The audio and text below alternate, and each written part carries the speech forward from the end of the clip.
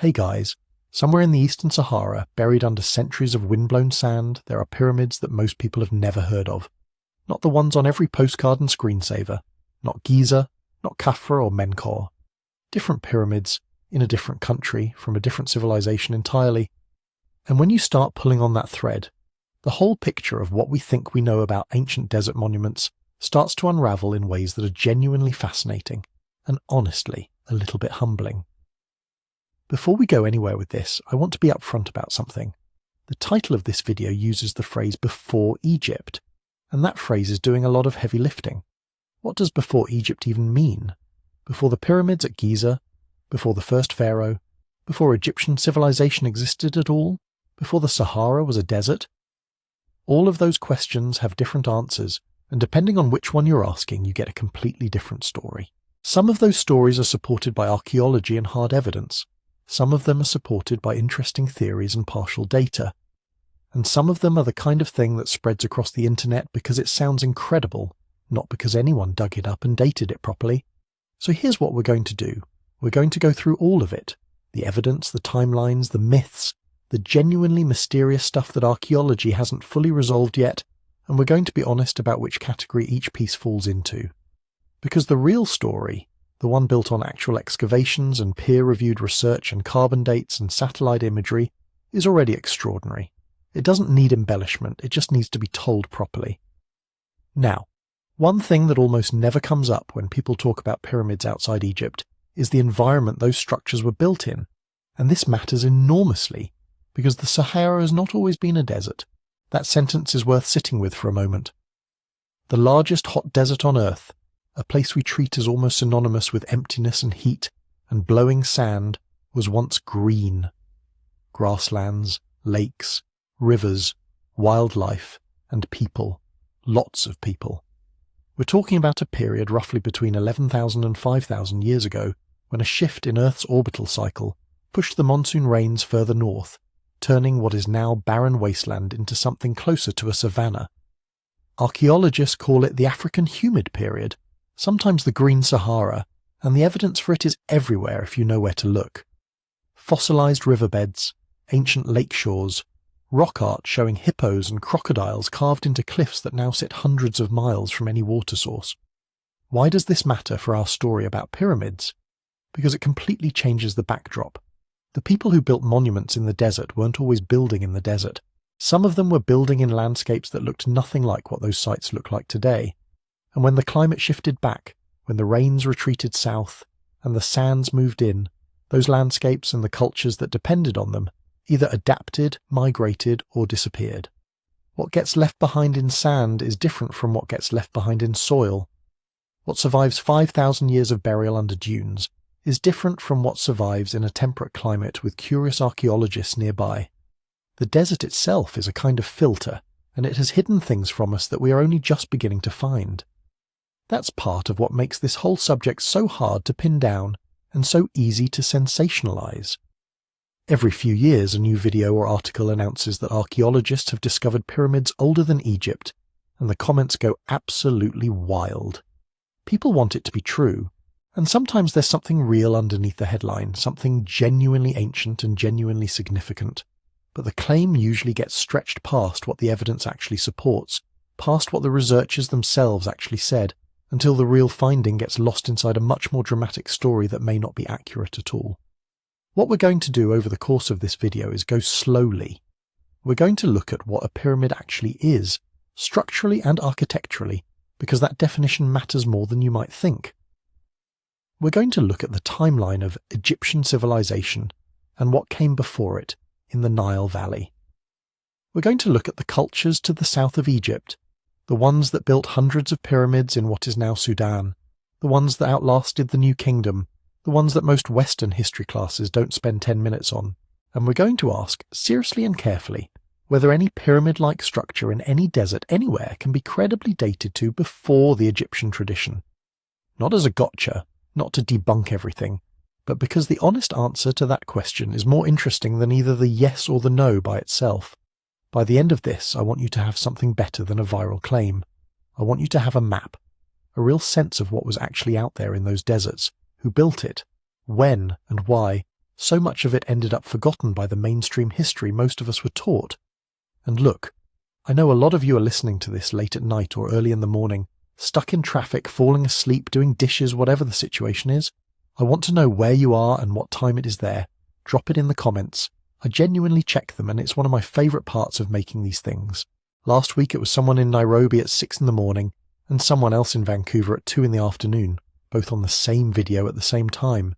That kind of thing never stops being strange and wonderful to me. Also, if you're listening on Spotify, first of all, thank you. And second, you can follow the show there for ad-free, music-free listening. The link is in the description. It's genuinely the cleanest way to listen if you're using this as background or sleep audio, and it supports the channel directly, so it's a good deal for both of us. Alright, we're going somewhere real today. We're going into deserts that used to be green, past civilizations that were thriving while other empires hadn't been born yet, through the complicated and genuinely fascinating question of what it means for a civilization to be erased from history, whether by conquest or neglect, or just the slow drift of sand across stone. The pyramids outside Egypt are real. The history behind them is extraordinary, and some of the mysteries wrapped around them are legitimately unsolved. Let's start with something basic that turns out not to be basic at all. What exactly are we even calling a pyramid? If you ask most people to describe a pyramid, they'll give you the same answer. 4 triangular sides, square base, comes to a point at the top, and they're picturing Giza, obviously. They're picturing something so perfectly geometric, it almost looks like a mathematical proof somebody decided to build at enormous scale. But that image is already doing something misleading, because it's treating one very specific, very refined architectural form as though it's the only one that deserves the name. The real category is much messier than that, and the messiness matters because a lot of the arguments about pyramids before Egypt, pyramids outside Egypt, pyramids that couldn't possibly have been invented independently, those arguments only work if you're using the sloppy definition. The moment you get precise, everything shifts. So let's get precise. Architects and archaeologists working on monumental structures generally recognize several distinct forms that people group together under the word pyramid. True pyramids are what you're picturing. Smooth angled sides rising from a square base to an apex. That's a specific engineering achievement that took centuries of trial and error even in Egypt. It didn't just appear, it evolved. Then there are step pyramids, which are exactly what they sound like. Stacked rectangular tiers, each one smaller than the one below, creating a staircase effect rather than a smooth slope. Egypt's oldest pyramid, Djoser's at Saqqara, is a step pyramid. It predates the smooth-sided Giza pyramids by about a century and a half. It looks almost nothing like them. Below step pyramids in terms of structural complexity, you have mastabas. Flat-topped rectangular structures with sloping sides, used as tombs across ancient Egypt and the wider region for thousands of years before anyone built a step pyramid. The step pyramid might actually have evolved from stacking mastabas on top of each other, which tells you something important about how these forms develop. They aren't invented whole. They grow out of earlier traditions through a series of small decisions made by specific people solving specific problems. Then there are tumuli, which are burial mounds. These show up on every inhabited continent and stretch back to the earliest periods of organised burial practice. They're usually rounded, not pointed. They're made of piled earth rather than cut stone, but they serve the same basic social function as a pyramid, marking the grave of an important person, asserting that person's status, creating a monument that says this person mattered, remember them. And finally, you have a broad category of pyramid-like mounds, natural or constructed landforms that have a vaguely pyramidal profile, but weren't necessarily built as tombs or monuments at all. Grain storage platforms, temple bases, defensive earthworks, stepped platforms for ritual use that have no burial function whatsoever. Now here's why this taxonomy matters so much for our conversation. When someone says they found a pyramid older than Egypt, you need to immediately ask which kind, because if they mean a burial mound with a roughly pointed profile, that's not very surprising at all. Humans have been piling earth over their dead for at least 30,000 years, probably longer. The shape emerges almost inevitably when you heap loose material, it slopes. If they mean a true pyramid with precisely dressed stone, carefully calculated angles, and a construction tradition you can trace through generations of refinement, that's an extraordinary claim that requires extraordinary evidence. The word pyramid is covering both of those things simultaneously, and that ambiguity does a lot of work in viral headlines. Shape alone proves almost nothing about shared civilization or technology transfer. This is a point that gets lost constantly in popular discussions about ancient monuments, and it's worth sitting with.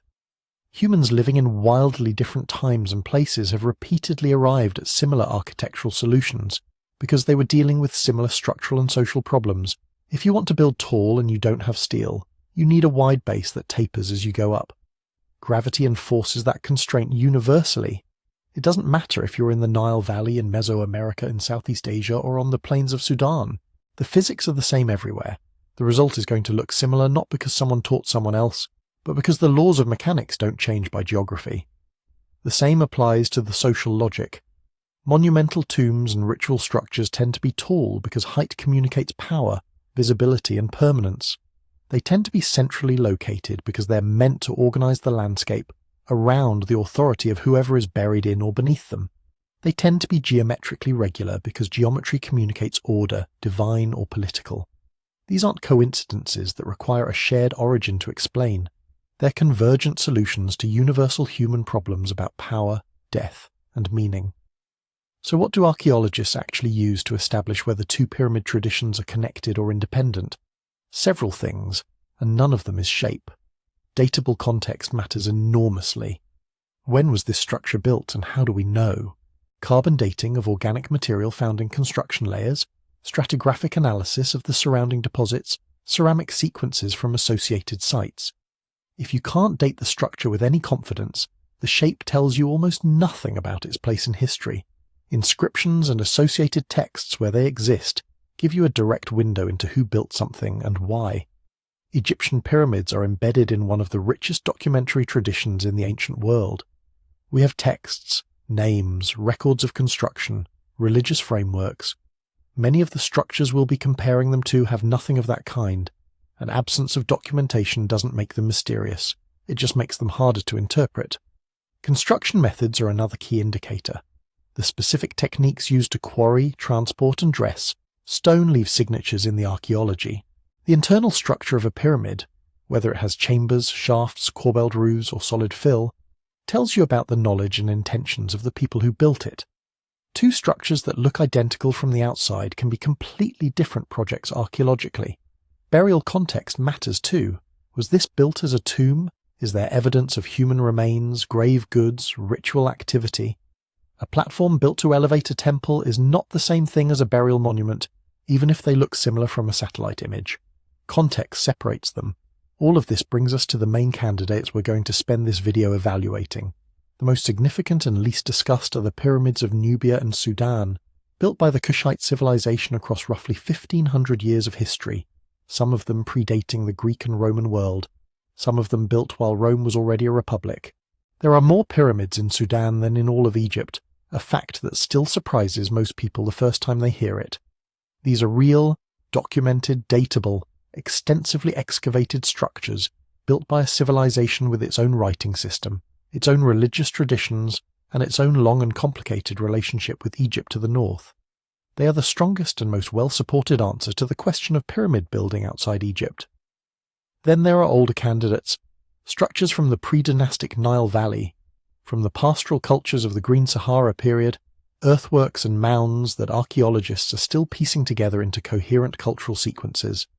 These are more fragmentary, more debated, and they sit in genuinely interesting territory, between well-established fact and active scholarly argument.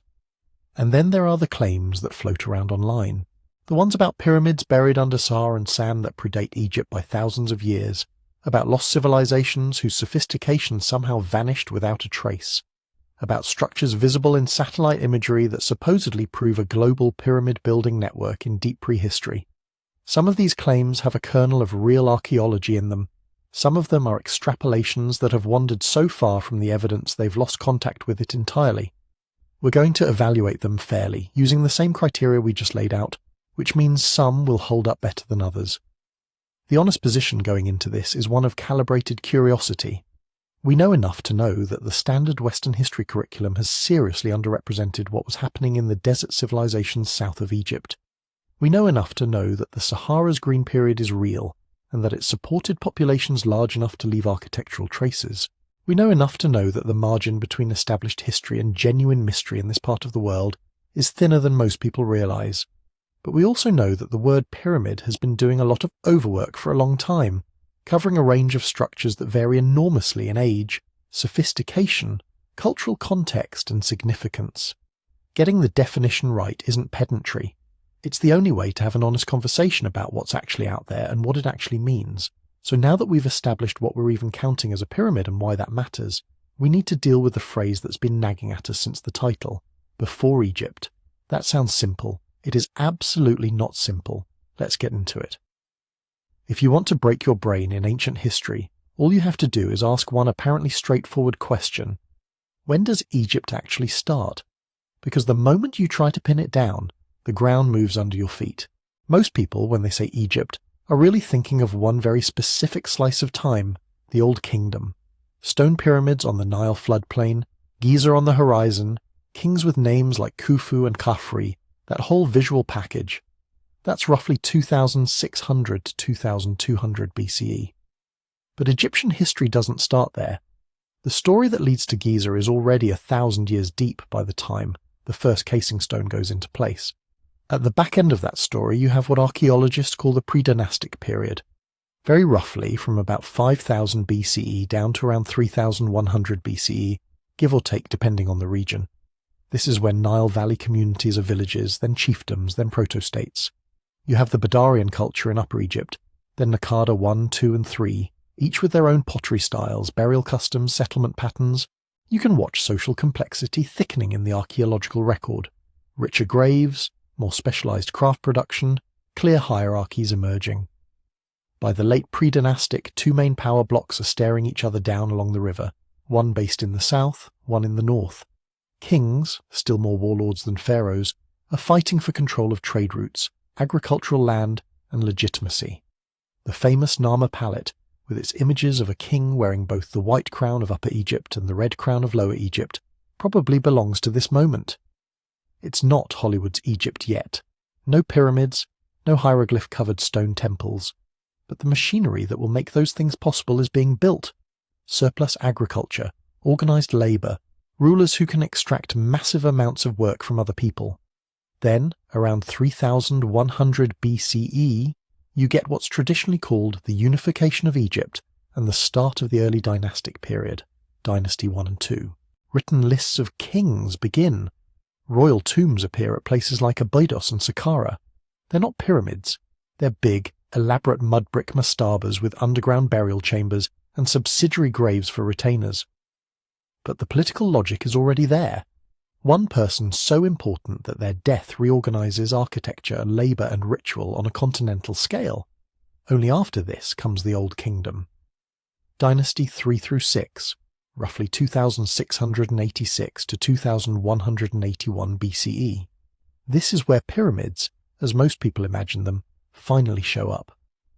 Djoser's step pyramid at Saqqara, often dated around 2667 to 2648 BCE, is the first of these giant stone experiments, and it's an experiment in every sense.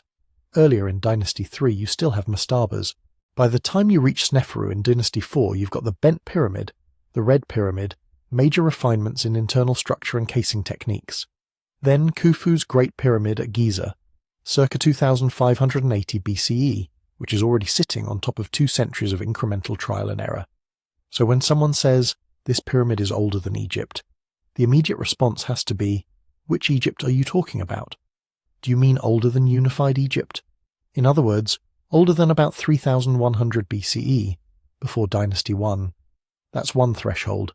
Plenty of monumental structures in North Africa and the Near East can potentially challenge that date.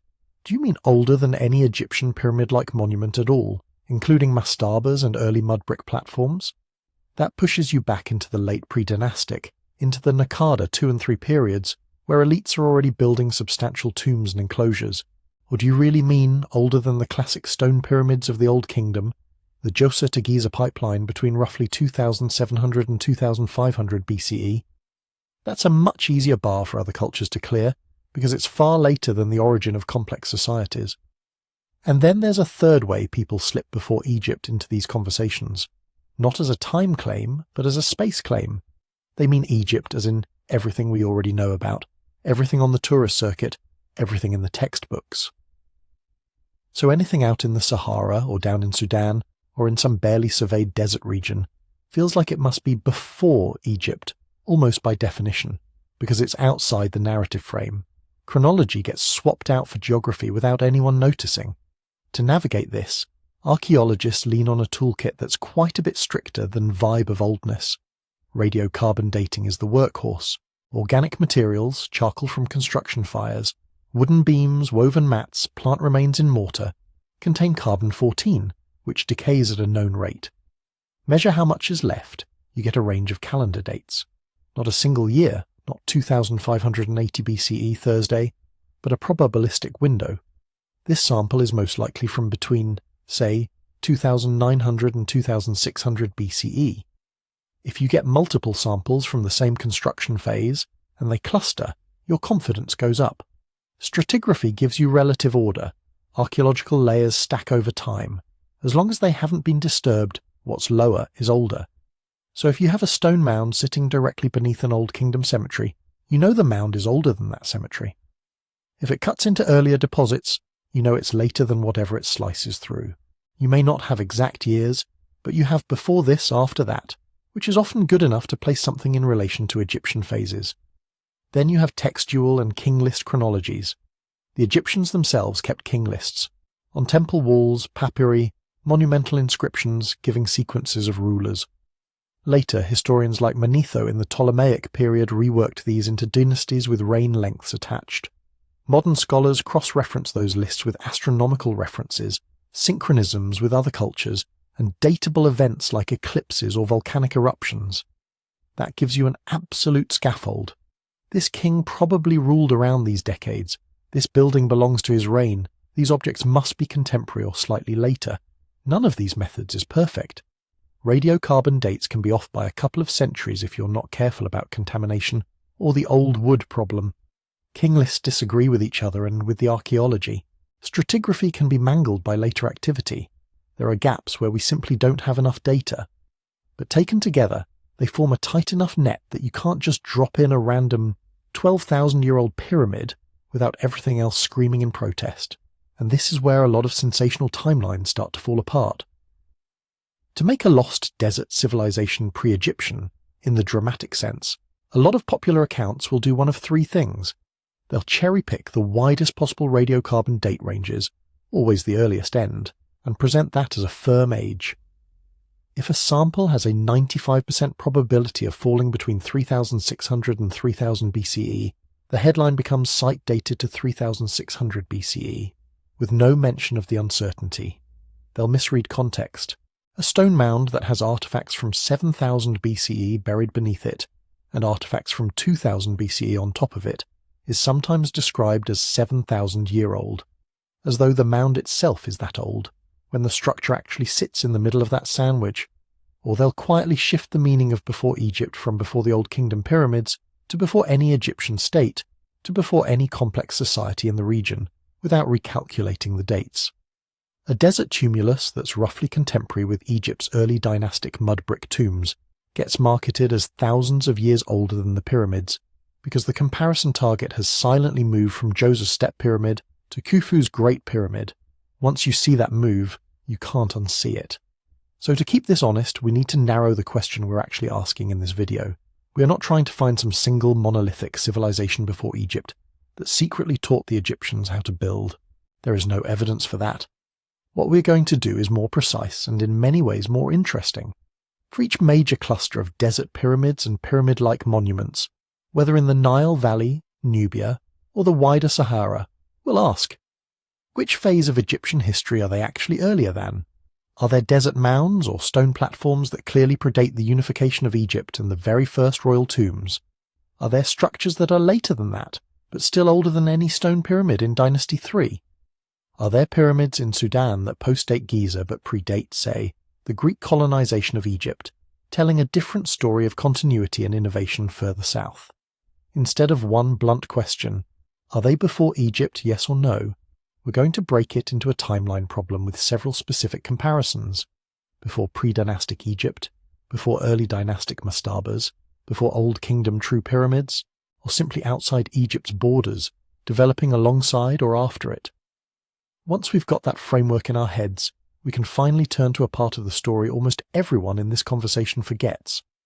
The fact that the same deserts we now picture as endless sand were once green, wet, and full of people. If you could rewind the clock 10,000 years and stand where the Sahara is now, you would not see what you expect. No endless dunes, no shimmering mirages over bare rock. In huge swathes of what is now empty desert, you'd be standing in grass up to your knees. You'd hear frogs in the shallows of lakes, hippos grunting, birds hunting over wide wetlands.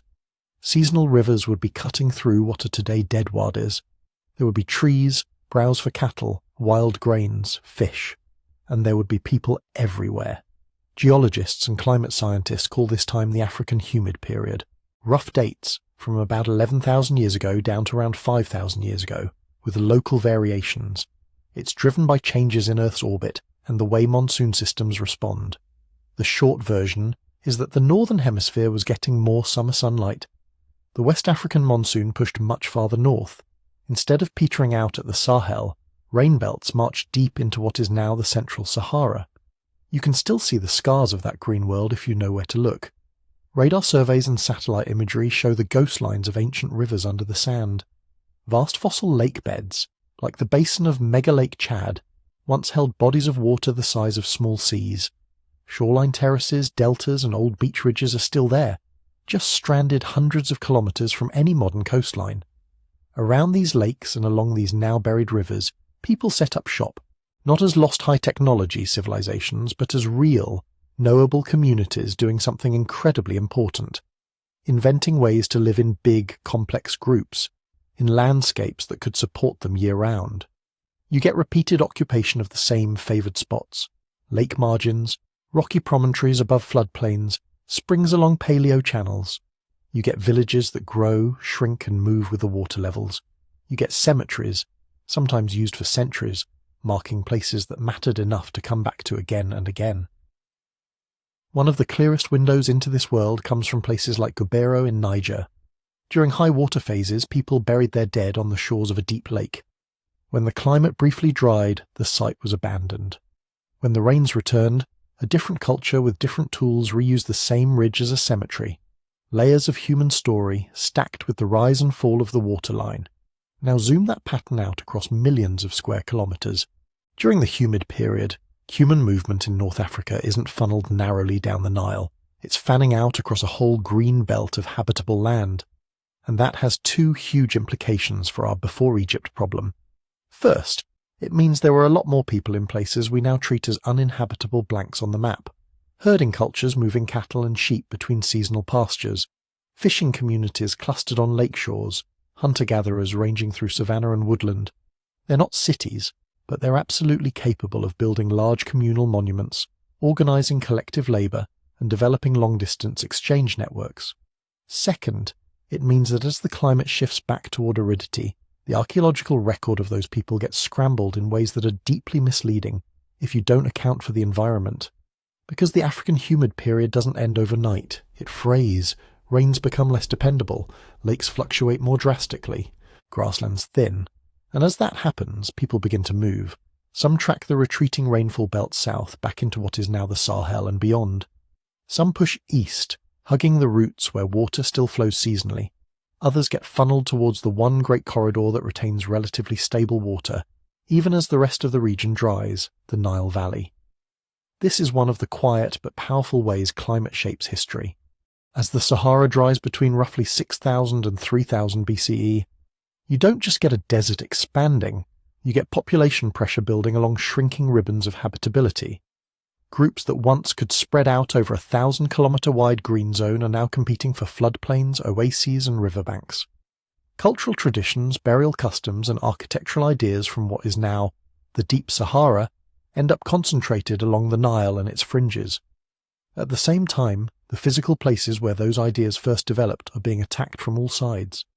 Falling lake levels undercut shorelines, collapsing early burial terraces into the mud. Wind erodes exposed sediments, stripping away shallow features. Sand dunes march over low stone constructions, covering them completely. In other spots, deflation, the removal of fine particles by wind, actually scours down into older layers, re-exposing burials or structures that had been buried for millennia. The result is strange from our perspective. A cemetery used continuously for 1,000 years might look like a scatter of bones and broken stone rings on an eroded ridge, with later burials washed away. A monumental mound that once had a clear profile in a grassy landscape now sits half-dune buried, its top sheared off by wind, its base invisible under meters of shifting sand. To someone walking through today, it can feel like these things just appear out of nowhere. Lonely tumuli in the middle of a lifeless desert. A pyramid-shaped hill with no obvious context. An isolated field of stone circles. It looks like a civilization teleported in, built a few weird things, and teleported back out. In reality, climate has been selectively erasing and rearranging the evidence. Even with that erosion, a surprising amount has survived. Across Libya, Algeria, Niger, Chad, Sudan, and beyond, archaeologists have documented thousands of stone tumuli, earthen or stone mounds raised over burials. Some are simple heaps, others are carefully built cairns with internal chambers. Some sit alone, others form vast cemeteries stretching over kilometers, with dozens or hundreds of mounds in organized clusters. You also get megaliths, standing stones aligned in circles, rows, and more complex patterns. Nabta Playa in southern Egypt is the most famous, with its small stone circle and aligned slabs dating back to the late 6th millennium BCE, roughly contemporary with or earlier than many pre-dynastic Egyptian developments along the Nile. But Nabta is just one node in a much broader tradition of stone settings across the central Sahara. These are not pyramids in the textbook sense.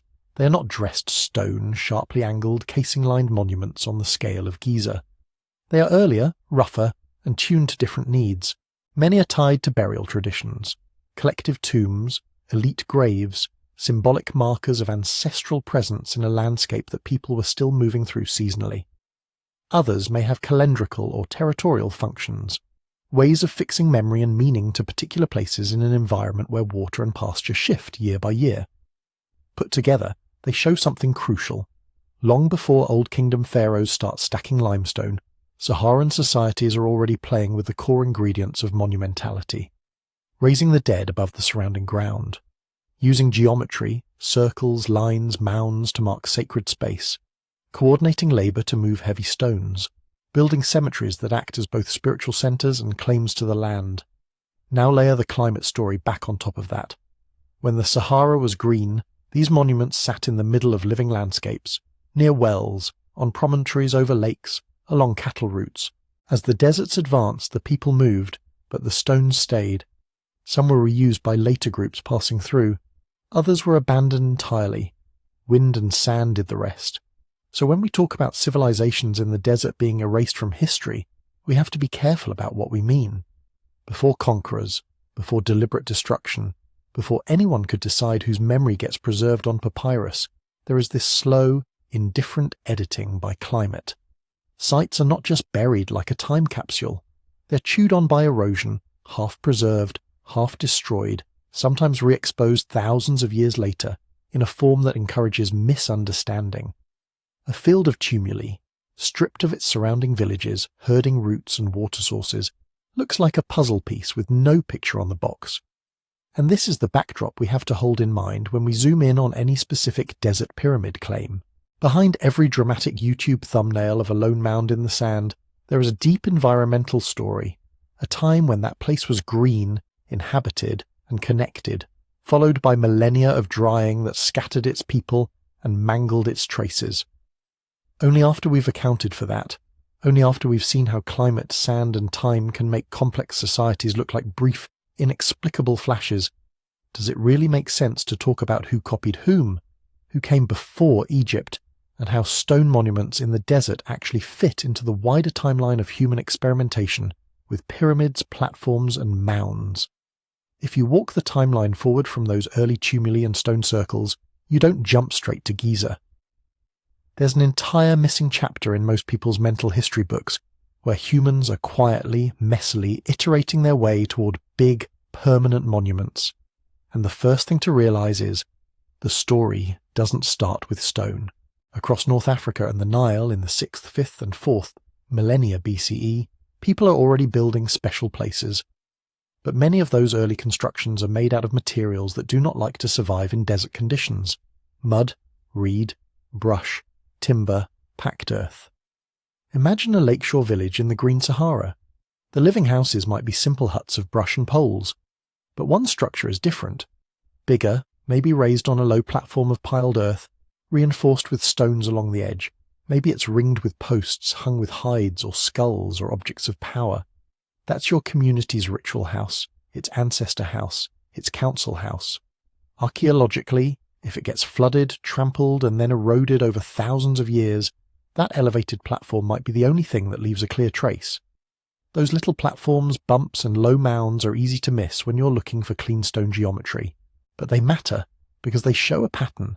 Long before the first true pyramid, people are marking out space, raising certain activities above the everyday ground level, and investing labour into places that are supposed to last.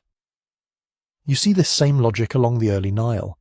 Pre-dynastic cemeteries in Upper Egypt and Nubia, places like Nakada, Hierakonpolis and Kustal, start out as fairly simple grave clusters. Shallow pits, bodies curled or extended, maybe a few pots and personal items. Then, over time, some graves get bigger. People start digging rectangular pits, lining them with mud brick or timber, and heaping low mounds over the top.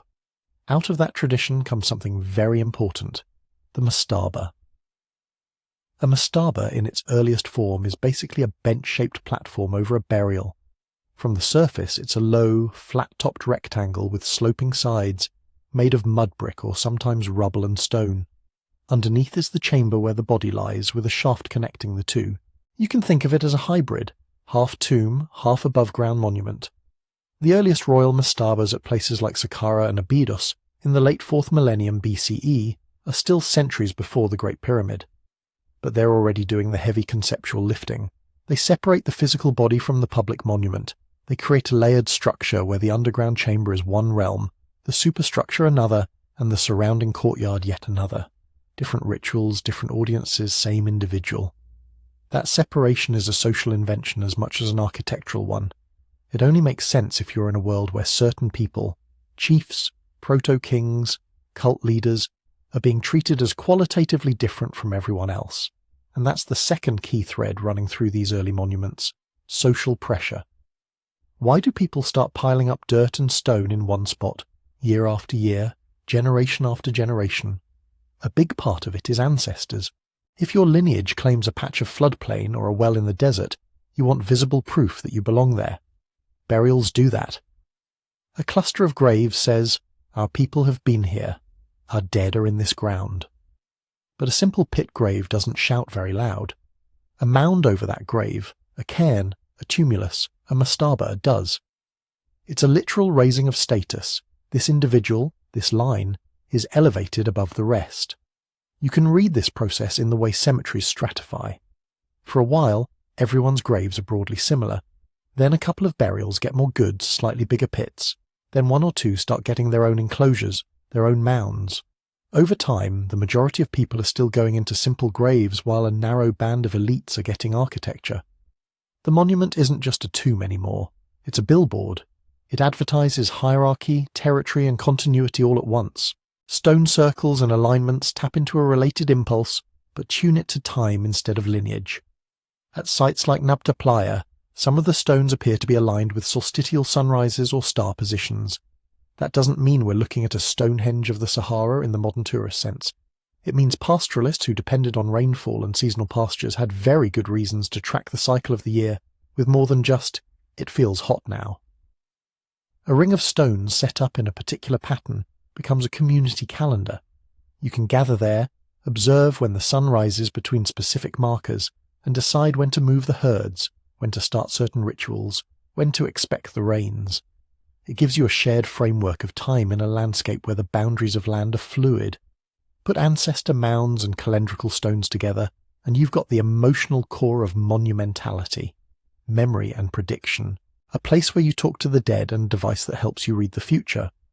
What you don't have yet is kilometre-long quarrying operations and tens of thousands of labourers on royal rations. That comes later, but the ingredients are there. Now, zoom in on the construction materials again, because this is where the record gets skewed. Mud brick is incredibly cheap and incredibly fragile. You mix river silt with straw, shape it, dry it in the sun. You can build entire towns out of it, plus temples, palaces and mastabas. It's perfect for societies that are still in the experimental phase of a large-scale building, when you might want to expand, add wings, seal off rooms, rebuild after a flood. Stone, by contrast, is expensive. It takes more skill to cut and move. It forces you to commit. Once you've built a wall of limestone blocks, you're less likely to casually knock it down next season. In the early phases of monumental building along the Nile and in the Sahara, mud brick and earth dominate. People are trying out layouts, testing how big they can go, learning what collapses and what holds. They're also erecting wooden poles, thatched shrines, reed-wrapped sacred spaces, none of which stand a chance of surviving 5,000 years of sun, wind, and occasional catastrophic rain. So when we look back from today, what we mostly see are the stubborn bits: stone facings, stone alignments, buried foundations, and the absolute largest earthen things that just happen to escape erosion. It creates an illusion of a sudden jump. Nothing, nothing, nothing. Bam! Pyramids. But if you line up all the fragments in chronological order, the ramp looks much smoother. You go from simple graves to marked graves, from marked graves to mounds, from mounds to standardized platform tombs, from platform tombs to multi-room mastabas with internal chapels and offering rooms, from small local cemeteries to royal necropolises with carefully planned layouts and causeways. At the same time, you go from a few standing stones to complex stone settings linked to ritual and maybe astronomy, from one or two big mounds in a landscape to whole fields of them, strung along caravan routes and river bends, each tied to a community, a clan, or a leader. Scale creeps upward quietly. Techniques get refined in mud brick before they are immortalized in stone. Political authority expands from village headman to hereditary chief to king, and with each step the monuments grow to match the claims. So when an Egyptian architect finally stacks mastaba-like layers on top of each other to create something we'd recognize as a step pyramid, it's not a lightning bolt out of nowhere. It's an expression of architectural habits and social logics that have been building for centuries. The idea that leaders deserve permanent elevated markers, that ritual needs a built stage, that stone and earth can be shaped into symbols visible for miles. The leap from mound to pyramid is real. It's a moment when someone chooses to go taller, smoother, more precise, to turn a platform into a mountain. But it's a leap taken from a long, broad ramp of prior experiments scattered across the Sahara and the Nile. And once that leap is made in one politically powerful place, with the backing of a state that can command labour on a massive scale, the entire landscape of what a monument can be changes. That's where we're heading next. Into the world where those slow, quiet traditions of mounds and mastabas suddenly intersect with centralized power, permanent stone architecture, and a king who decides his tomb shouldn't just mark a plot of land, it should remake the horizon. When that king makes his move, he does it at a very specific moment in Egyptian history. We're in the early 3rd millennium BCE. Egypt has just gone through political unification, or at least the creation of a royal court that can claim to rule from the delta to the First Cataract. The Nile floods are, on average, generous and predictable. Agricultural surplus is piling up. Bureaucrats are starting to track that surplus with tokens, tallies, and early hieroglyphic records. There are scribes, seal-bearers, overseers of fields and granaries. In other words, the ingredients for something that's much more than a big grave. Enter Djoser and his architect, Imhotep at Saqqara. If you strip away the later fame and legend, the step pyramid of Djoser is, at its core, a stack of mastabas. Take that bench-shaped platform that had been evolving for centuries, and instead of putting one over the burial, you put 6, each one slightly smaller than the one below, piled vertically. That stacking move changes everything. Architecturally, it transforms a low, horizontal monument into a vertical signal. You're not just marking a plot of ground anymore, you're reaching upward, creating a stepped mountain of stone that dominates the skyline. Conceptually, it says, the king's presence isn't confined to the underworld chamber, it's layered, ascending, reaching toward the sky gods. but the really important part is what it takes to do this in stone. A mud brick step pyramid would be impressive but temporary. Djoser's complex is built largely of quarried limestone with fine white Tura stone facing on the outside, and that choice of material is a declaration of state capacity. To quarry that much stone, somebody has to identify suitable quarries along the Nile cliffs, organise teams to cut blocks of roughly standardised size, feed, house, and manage those quarry crews over multiple seasons, coordinate shipments of stone downriver or along the desert edge to Sahara. That's not a weekend project. That's a multi-year, multi-site operation that only makes sense if you've got a central authority capable of planning on a generational scale. Same with labour on the building site. We know there were overseers of 10, overseers of 50, and higher officials in early Egyptian titulary. We see traces of workmen's settlements and storage magazines at later pyramid sites. For Djoser's time, the details are thinner, but the pattern is clear. The workforce isn't a random mob, it's organised. People often picture pyramid building as a mass of starving slaves whipped into line. That image comes from much later texts and modern imagination, not from Old Kingdom evidence. What we actually have are hints of corvée labour, farmers and villagers drafted for part of the year, especially during the Nile flood when fields are underwater and agricultural work slows. These workers needed to be counted, grouped, supervised, and supplied. That means grain had to be collected as tax, stored, and redistributed as rations. Tool production, stone hammers, copper chisels, wooden sledges, had to be centralised. Water and food had to be brought to the plateau in predictable quantities. That's logistics at a state level. You don't get a step pyramid by accident. You get it by inventing a bureaucracy that's capable of turning seasonal surplus into directed labour. Then there's the surveying. Look at the base of Djoser's pyramid. It's not as precise as later ones, but it's still a massive, roughly rectangular platform aligned close to the cardinal directions. To lay that out, Egyptian builders had to establish straight baselines over tens of metres, square angles with some kind of sighting or cord-stretching method, align the whole thing with reference to the sun's path or circumpolar stars. We don't know exactly which instruments they used. Plumb bobs, sighting rods, knotted cords are good bets, but we know they were good at it, because the errors are small. That's a practical geometry embedded in religious architecture, and transport is its own world. We have tomb scenes and later inscriptions showing blocks on sledges, teams of men hauling ropes, water being poured in front of the runners to reduce friction in the sand. For Djoser's pyramid, the exact haul roads and ramp systems are debated.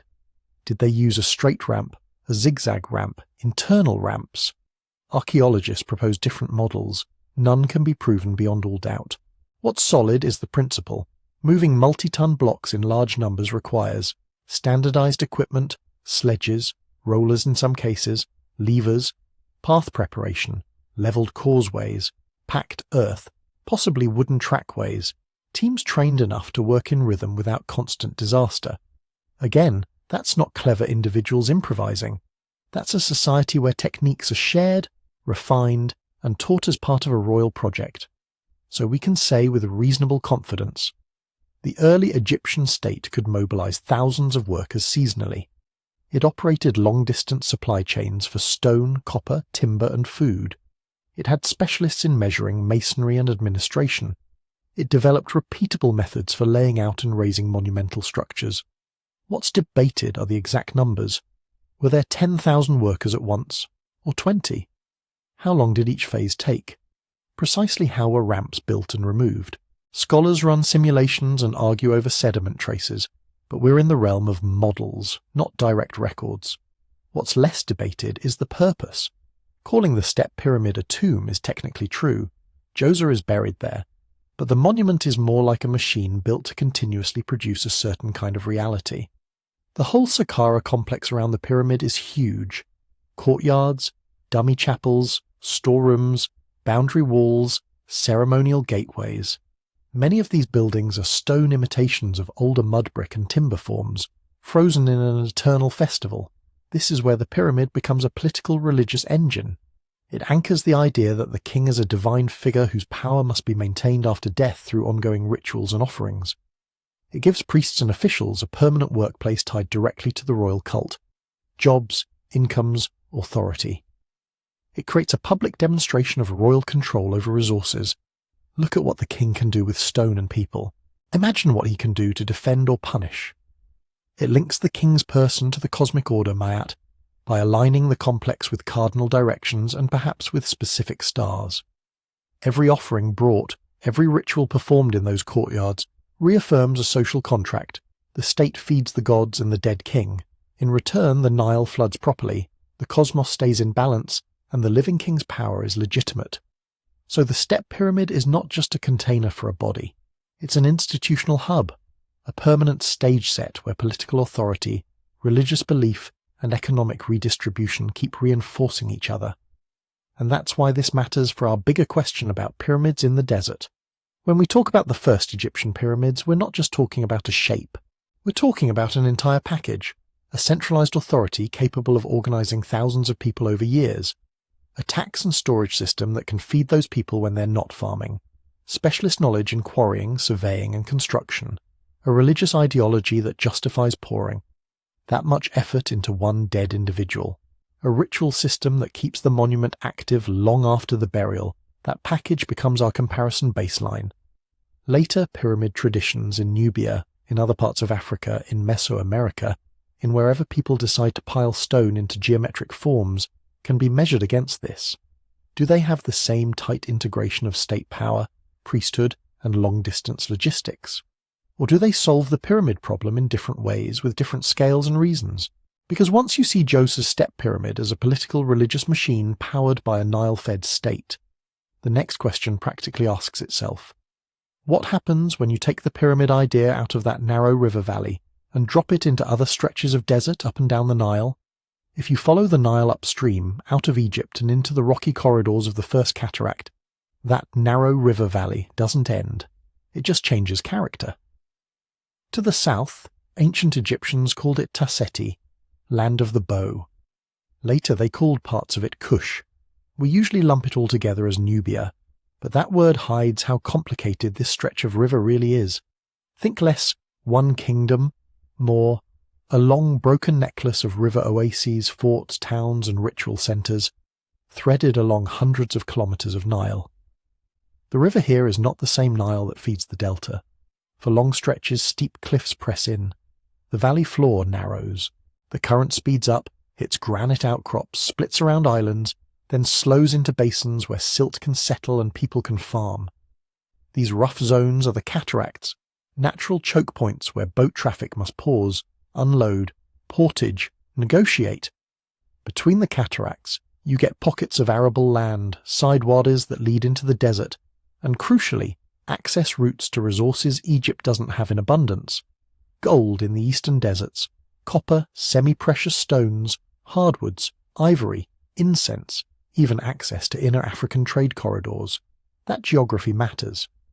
Because while Egypt's classic Old Kingdom state grows in a relatively uniform ribbon of floodplain, Nubia is a staircase of micro-regions. Each step, each cataract zone, each fertile pocket can support its own local power centre. No single ruler automatically dominates the entire river, at least not for long. Over time, that produces a history that looks very different from the neat Dynasty 3, Dynasty 4, Dynasty 5 sequence we learn for Egypt. South of the first cataract, you see waves of political centres rising and falling, A group and C group communities in Lower Nubia, the powerful Kerma kingdom much farther south near the third cataract. Later, Napata and Meroe anchoring states we call Kush. Sometimes these are independent, sometimes they're squeezed by Egyptian garrisons, sometimes they're rich middlemen in long-distance trade, and from very early on Egypt is paying attention. To the Egyptians, Nubia is many things at once. A source of gold, so much that Nubia itself may derive from the word for gold. Nub. A frontier full of skilled archers and warriors, both dangerous and useful. A corridor to the mysterious lands to the south, where ebony, ivory, exotic animals and incense come from. A space containing people with their own gods, burial customs and political ambitions. So the relationship isn't simple, civilized Egypt versus barbarian South. Across thousands of years it cycles through trade, expeditions sent to mine, barter, and bring back resources.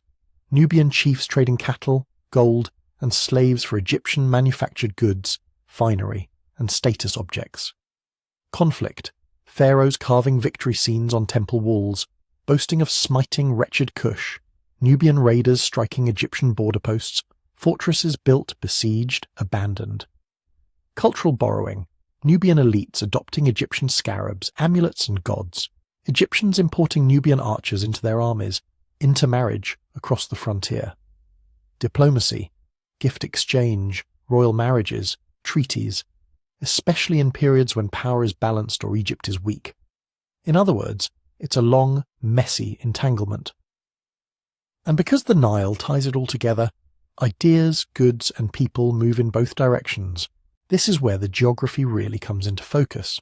The Nile is a conveyor belt but also a filter. Water connects Memphis to Meroe. Cataracts break that connection into segments, so you can get situations where Saqqara's priests are performing rituals for an Old Kingdom king, Egyptian officials are sitting in mud brick forts guarding the southern frontier, and hundreds of kilometres farther upstream, Nubian communities are building tumuli and early monuments on their own terms. They're in the same macro world, but not in the same political orbit. Radiocarbon dates, pottery styles, and burial customs show continuous human occupation and evolving complexity in Nubia going back well before the classic stone pyramids of Giza. But the way that complexity is expressed is different. Large earthen tumuli, stone circles, fortified settlements, elite graves stocked with cattle burials and imported prestige goods. When Egypt is strong, Nubia is often woven into Egyptian narratives as a conquered land, a supplier of tribute, a place where Egyptian gods and kings extend their reach. When Egypt fragments or pulls back, Nubian polities like Kerma or later Kush don't vanish. They consolidate, innovate, and sometimes turn the tables. At one point they even send their own kings north to rule as pharaohs of Egypt. But in popular history, that southward stretch of the Nile tends to be treated like a footnote. Schoolbook maps shade Egypt bright and colourful, then grey out everything upstream. The assumption, rarely stated but always lurking, is that the real story of pyramids and civilization happens in Lower Egypt, and that anything similar in Nubia must be derivative or secondary. Yet once you look at the archaeological record, that assumption gets very shaky. Take the cemeteries of El Kuru and Nuri. These sites sit near the Fourth Cataract region, in what is now northern Sudan. By the early 1st millennium BCE, long after the classic Old Kingdom pyramid age has passed, a powerful Kushite kingdom centered at Napata is thriving here.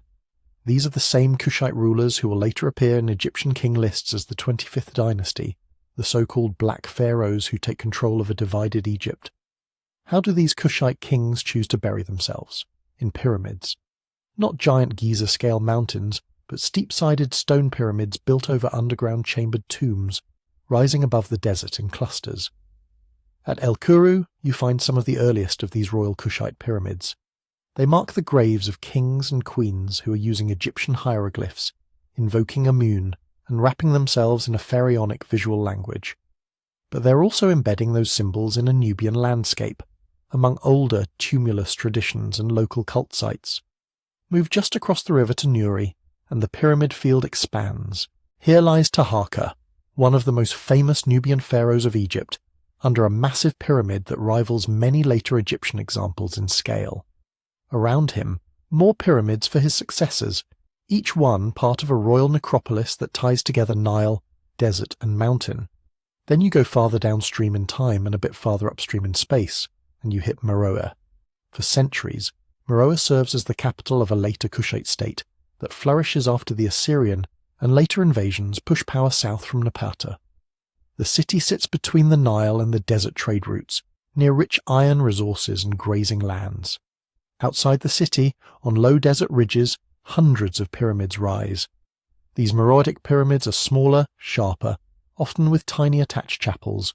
Many were robbed in antiquity, and some were brutally blasted by 19th century treasure hunters. But enough remains to show a complex, long-lived royal cemetery tradition, stretching over generations, with distinct architectural styles and decoration. Why aren't these front and centre in pyramid conversations? Partly because of chronology. They're later than the Old Kingdom Egyptian pyramids, so they don't fit the first ever narrative.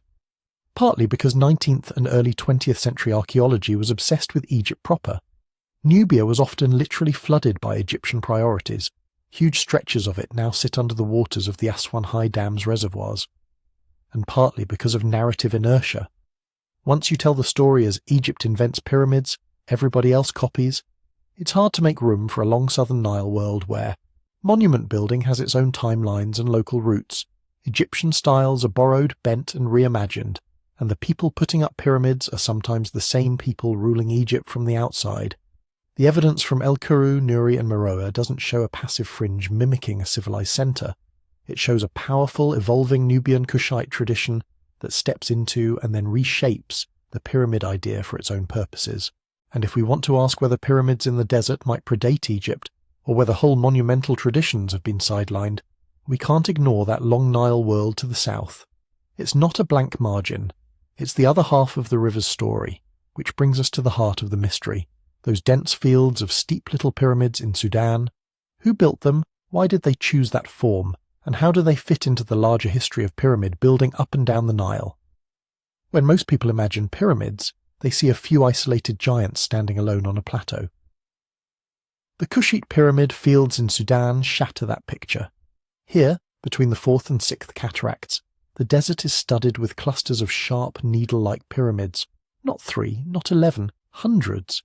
Stand in the middle of the royal cemeteries of Meroe or Nuri, and your sense of scale breaks a little. These pyramids are much smaller than Giza in footprint, but they rise at much steeper angles. Their sides are so sharply pitched they almost feel like stone arrows shot into the sky. Architecturally, they're a different species of pyramid. Where the Great Pyramid spreads its huge base over more than 5 hectares, a typical Kushite pyramid might sit on a footprint not much larger than a modern house. Heights range from a few meters up to maybe 30. The base is compact, the sides are steep, and the crowding is intense. Pyramids sit shoulder to shoulder, lined up in rows, overlapping in tight cemeteries that sprawl over low ridges of desert gravel. This clustering is the first big clue. These are not standalone monuments on an empty horizon. They're parts of carefully organized royal necropolises. Each Kushite pyramid is only half the story. Attached to its eastern face there's usually a small chapel, like a stone porch or miniature temple. This is where ritual actually happens. In those chapels you get carved reliefs of kings and queens standing before gods, offering incense, milk, beer, bread. You see images of Amun, Isis, Osiris, lion-headed Apedamak, and other deities, some with clear Egyptian roots, others distinctively Nubian. Below the chapel, cut into the bedrock, descend shafts and side chambers where the body and grave goods were placed. Functionally, these are royal tombs, but not in the pharaoh sealed alone inside a mountain of stone, sense most of us know from Egypt documentaries. The Kushite arrangement is more like a layered ritual system. Underground, the burial chambers, often plastered and painted, where the dead ruler lies with jewellery, weapons, amulets, pottery, sometimes even imported luxury objects. At ground level, the pyramid itself, a visible marker of royal status and cosmic connection. Out front, the chapel, open to priests and family, where offerings could be made for as long as memory and political stability allowed. Symbolically, the pyramid part is still plugged into the same basic cosmic vocabulary as Egypt. A pyramid is not just a fancy pile of stones. It's a statement about resurrection, the sun's rising and setting, the staircase or ramp by which the royal soul ascends to the sky. But the way Kush expresses that idea is its own. The steep angle gives the pyramids a more vertical, almost flame-like presence. Some scholars think this may echo older Nubian tumulus traditions, where the focus was on marking a spot in the landscape rather than constructing a massive interior. Others point to the strong relationship between these cemeteries and nearby sacred mountains and wadis, suggesting that, for the Kushites, the pyramid is one element in a wider sacred topography that includes hills, river and desert winds. Chronologically, where do these fields sit?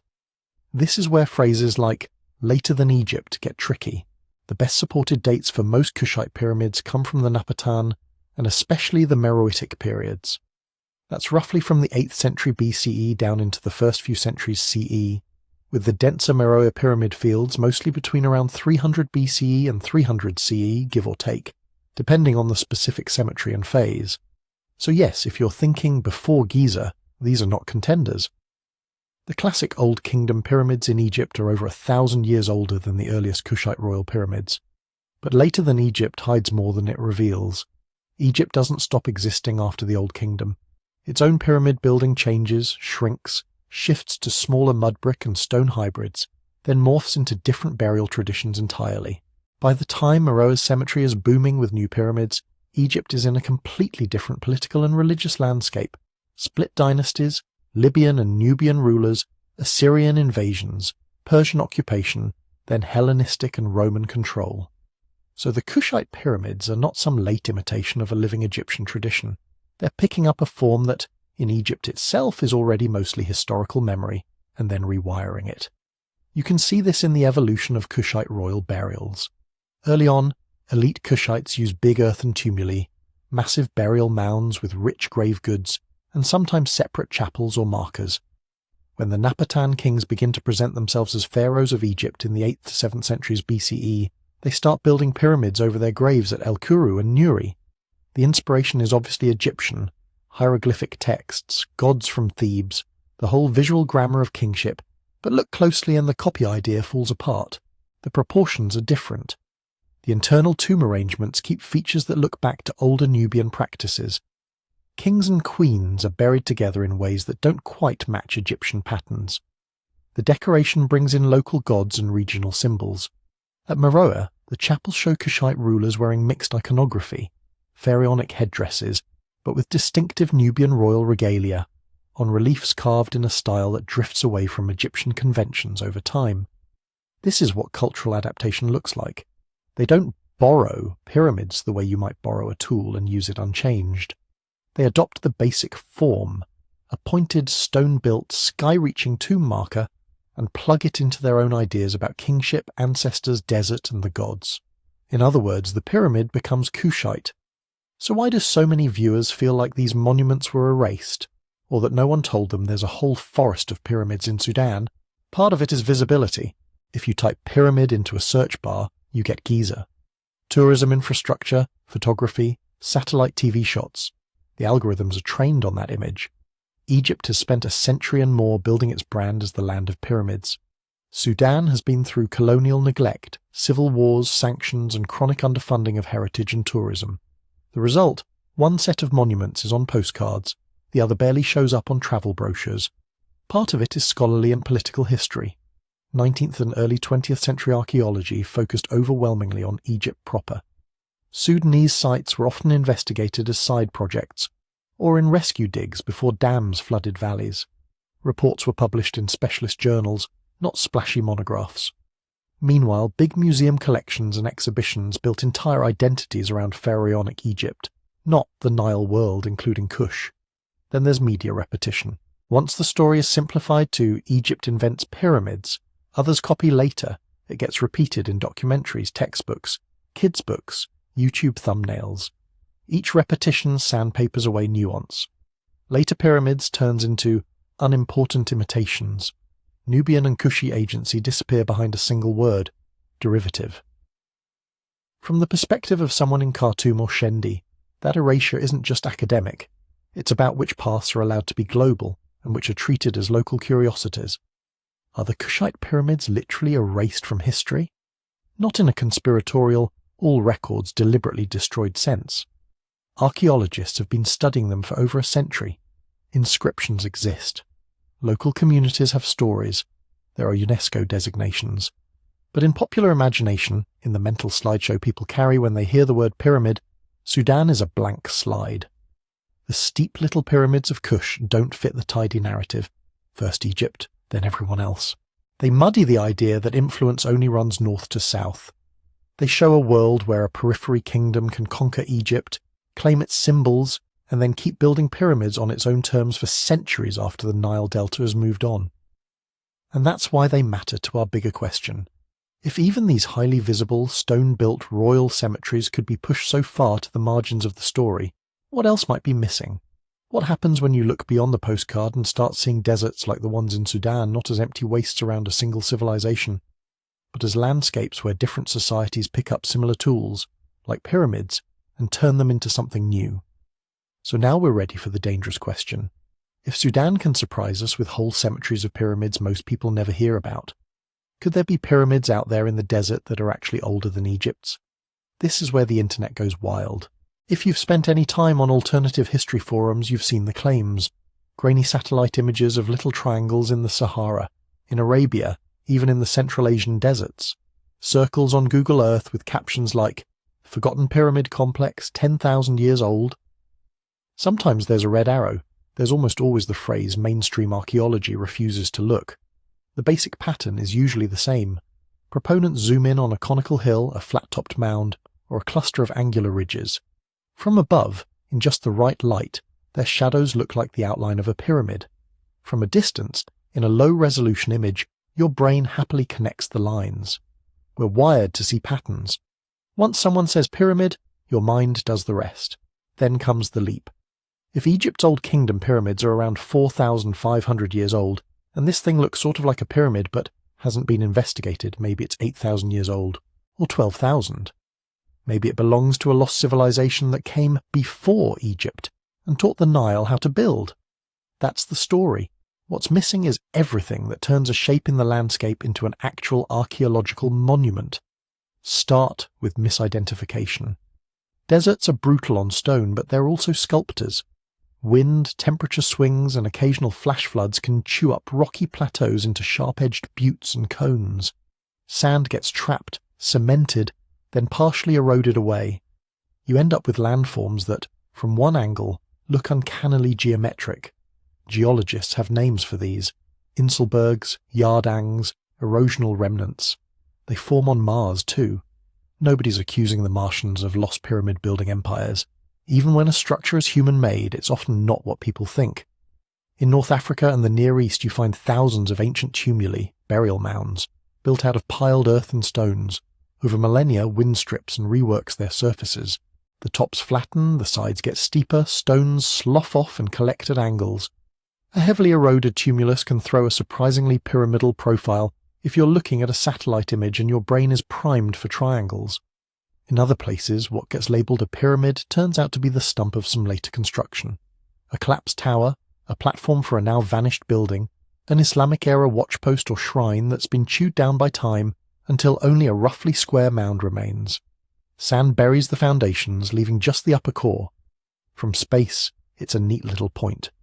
On the ground, it's a mess of reused blocks from 3 different time periods. There are also reconstructions and consolidations. Colonial era and early 20th century archaeologists sometimes restored desert monuments by piling up stones to give tourists something more dramatic to look at. A low platform might grow an extra metre or two. A rough cone might be neatened into a fake pyramid profile. Local communities building mausoleums or memorial markers sometimes reuse ancient stones in ways that change the original shape completely.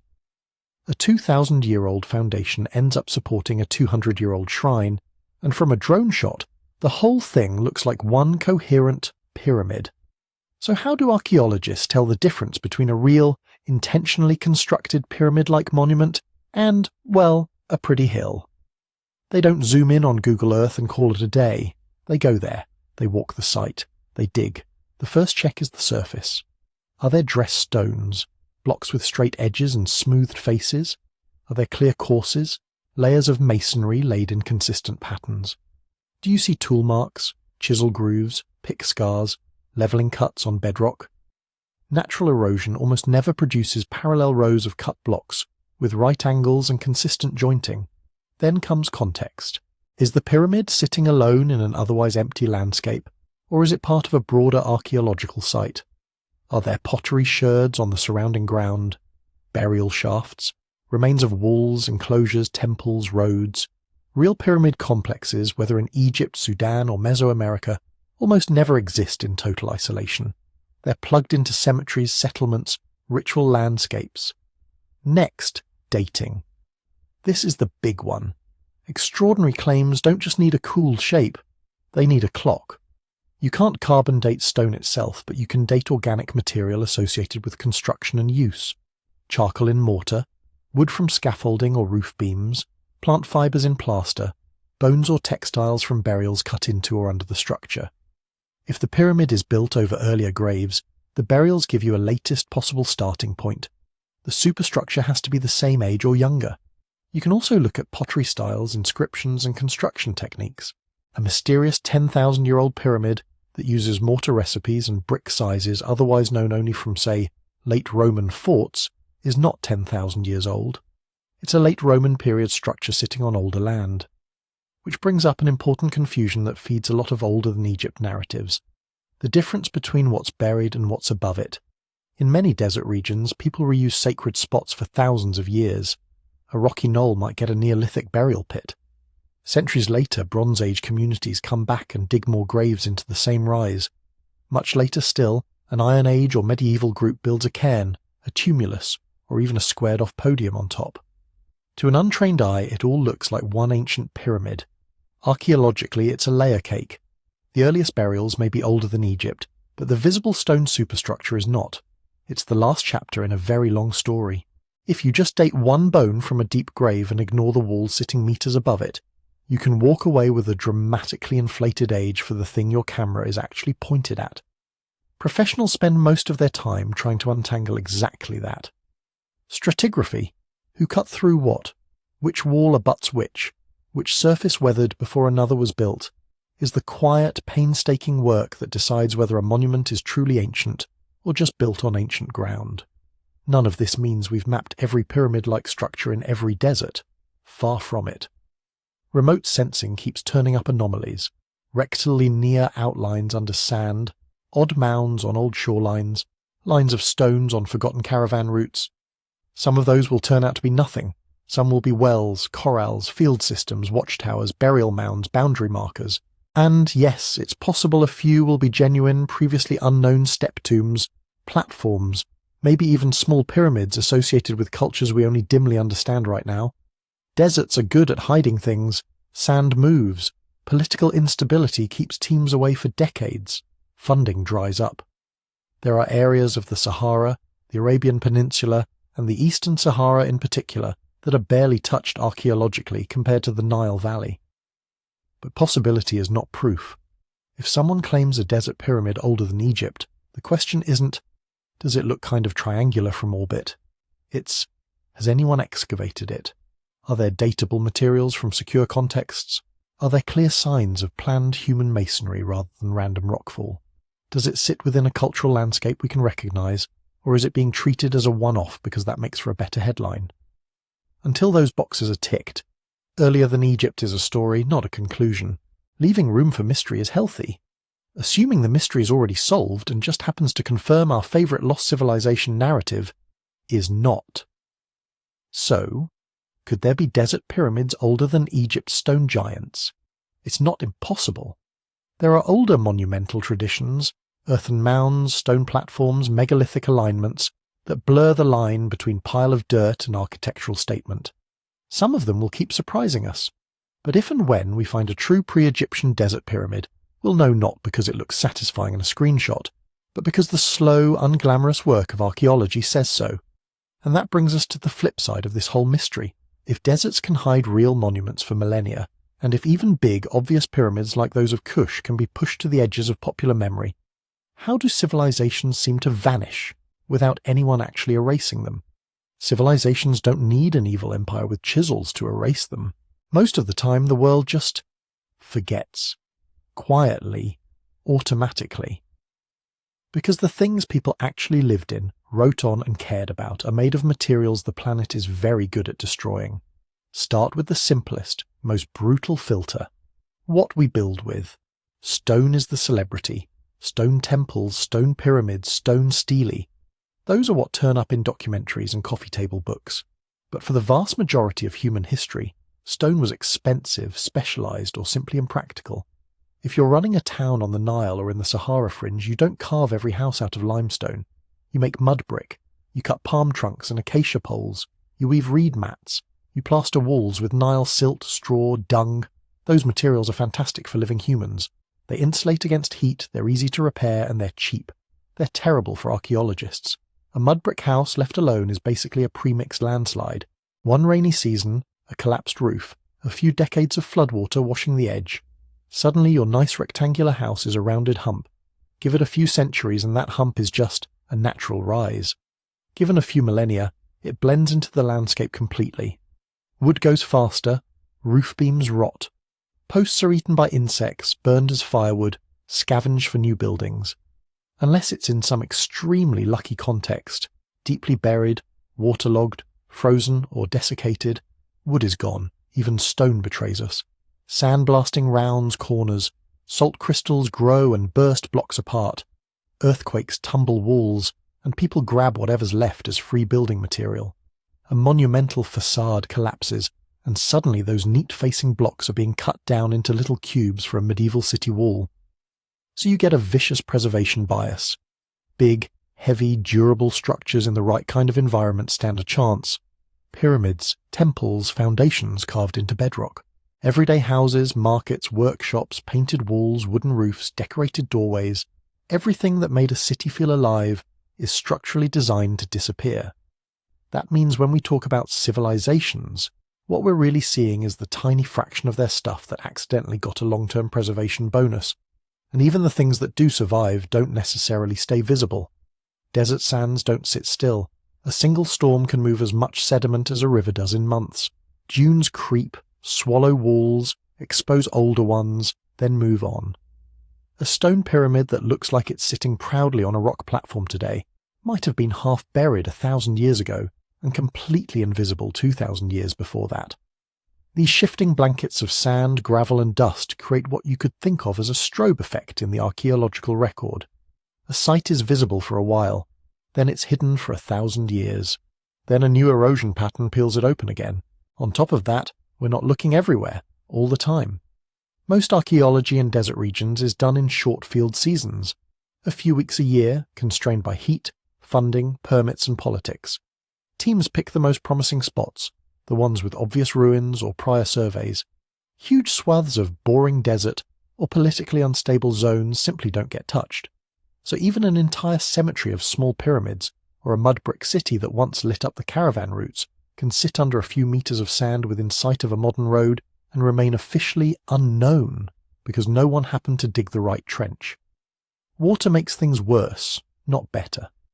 We like to imagine the desert as dry and unchanging, but over thousands of years rivers shift, lakes rise and fall, groundwater tables creep up. When a river changes course, it doesn't politely sidestep your city. It slices through it, undermines walls, carries bricks away grain by grain. Floodplains are rich for farming and terrible for long-term archaeological survival. Each season lays down a thin sheet of silt. Add thousands of seasons, and you've buried the original ground surface under many meters of new soil. The oldest houses end up so deep that even when later builders put new houses on top, they have no idea there's another town stacked directly underneath. Rising groundwater is just as destructive. Salt-laden water seeps up into old foundations, evaporates, leaves salt behind and slowly explodes stone and mud brick from the inside. Entire architectural phases can be reduced to a smear of discoloured mud. In some parts of the Nile world, the only way we know a very early settlement even existed is from a thin horizon of broken potsherds or ash sandwiched between sterile layers. Whatever walls stood there are gone, dissolved by the same water that made the land worth living in. Now add another filter, writing. We tend to assume that once a civilization is advanced, it leaves behind a nice clear written record of its existence. But writing is not a default setting. It's a late, specialized tool, and it shows up in very particular ways. When writing appears in Egypt, Mesopotamia, the Nile south of Egypt, and later empires, it does not show us a balanced portrait of society. It shows us the priorities of people who could command scribes. The earliest inscriptions we get are ration lists, royal names, religious dedications, tax records, victory boasts. Even later, when literature and letters spread, literacy is still heavily skewed toward elites, administrators, priests. If you're a farmer on the desert edge, your entire life might pass without your name appearing on anything that survives. That means a kingdom can be wealthy, populous, culturally vibrant, and yet almost invisible in its own writing. Its people might be mentioned only as a tax category on someone else's border stele, or folded into a generic label like Nubians or Asiatics. Its local gods might show up as a foreign epithet in another culture's temple, stripped of context. Its own stories, myths, local histories never get written down or get written on perishable media. Ink on papyrus, leather, wooden tablets. Those decay fast unless they happen to be sealed in just the right kind of tomb, or abandoned room at just the right humidity. Most aren't. So you get a strange situation. Archaeologically, you might have towns, cemeteries, and monuments from a culture that was clearly doing well for centuries. Architecturally, they're no joke. They're building pyramids, mastabas, rock-cut tombs, complex irrigation systems, but in the written record they barely exist as more than a name, or not at all. From a modern public perspective, that looks like a civilization that was wiped from memory. In reality, no one sat down and erased every trace. It's just that the traces that would have shouted their story, the archives, the painted wooden panels, the everyday graffiti, were made of the most fragile stuff. And the traces that survive, the stone and ceramic, require slow, careful excavation and interpretation to turn into narrative. Add a few centuries of shifting sand, a river moving its bed, a rising groundwater, and the stone parts can vanish from casual view too. A pyramid gets stripped for building material. The casing blocks are gone. The core collapses into a rubble hill. Dunes roll in. 2,000 years later, it's just another rocky lump. Meanwhile, the societies around it change. New kingdoms rise, adopt some of the old gods, reuse some of the tombs, quarry some of the walls, and call the blocks theirs, within a few generations living memory of who originally built what has blurred beyond recovery. To us, peering back through all these filters, it feels like drama, an entire civilization erased from history. On the ground, over thousands of years, it was mostly just entropy, reuse, and indifference. Which brings us back to those desert pyramids. When we see a line of half-ruined pyramids in Sudan, or rumours of lost monuments under the Sahara, we're looking at survivors of several brutal selection processes, material, environmental, and social. For every structure that made it through, countless others, maybe whole regions of them, did not. And then there's one more filter. Who gets to tell the story at all? Because even among the ruins that do survive, not every pyramid, temple, or kingdom is treated as equally important. That has less to do with what ancient people built, and more to do with politics, both ancient and modern. That's where we're going next. When we think about ancient history, what we're actually seeing is a highlight reel, edited, curated, and sometimes aggressively rewritten by the biggest winners. Empires are not shy about this. If you're a pharaoh, an Assyrian king, a Roman emperor, your job is not to preserve an accurate multi-perspective archive for future historians. Your job is to make yourself look inevitable, chosen by the gods, beloved by the people, triumphant over enemies who, ideally, are described as faceless, nameless, and permanently crushed. So the official story becomes a kind of propaganda loop. Egypt does this ruthlessly well. For over 2,000 years, different dynasties along the Nile are conquering, fragmenting, reunifying, losing territory to the south, regaining it, marrying into foreign elites, importing and exporting gods. It's chaotic. The inscriptions don't like chaos.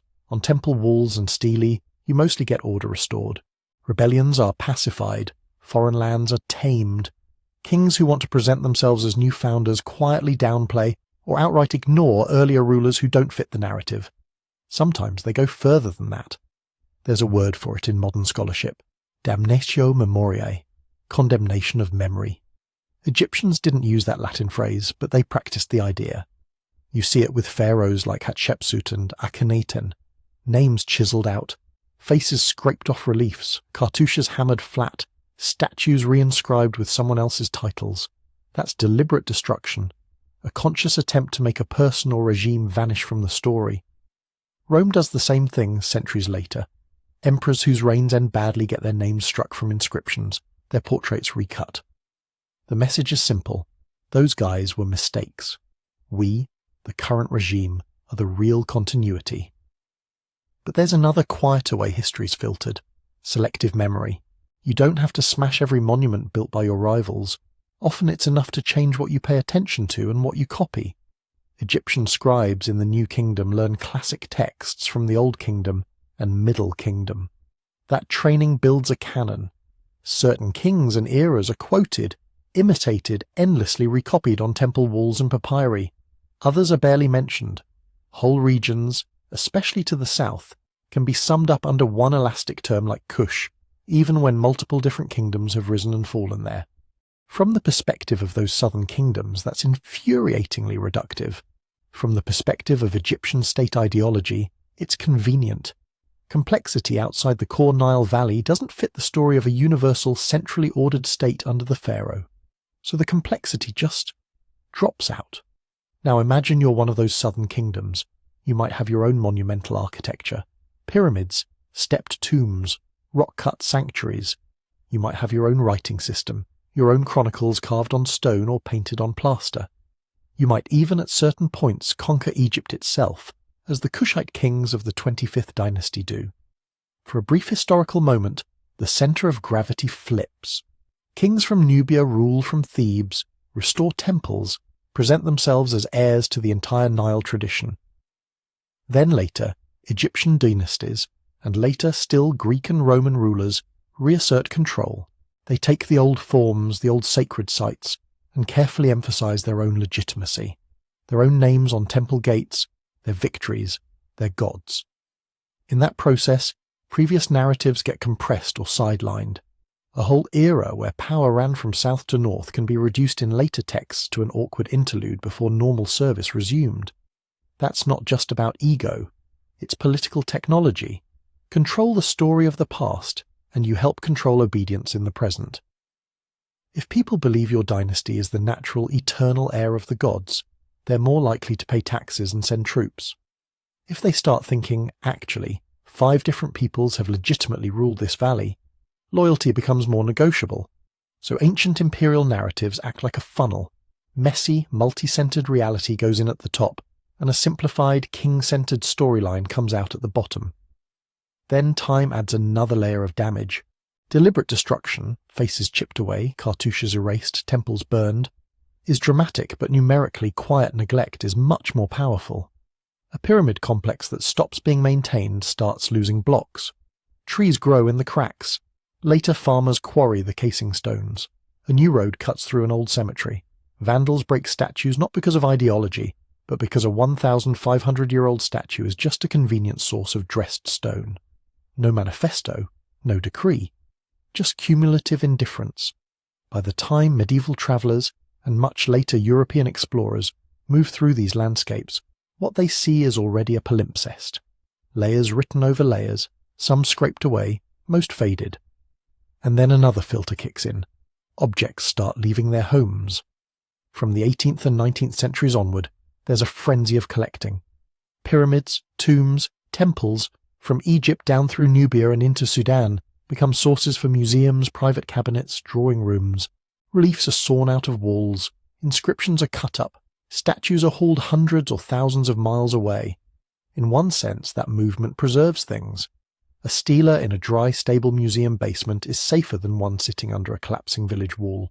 But archaeology is not just about objects, it's about context. A single inscribed block pulled from a pyramid field in northern Sudan might end up in Berlin, another in London, a third in Cairo. Each fragment in isolation is interesting.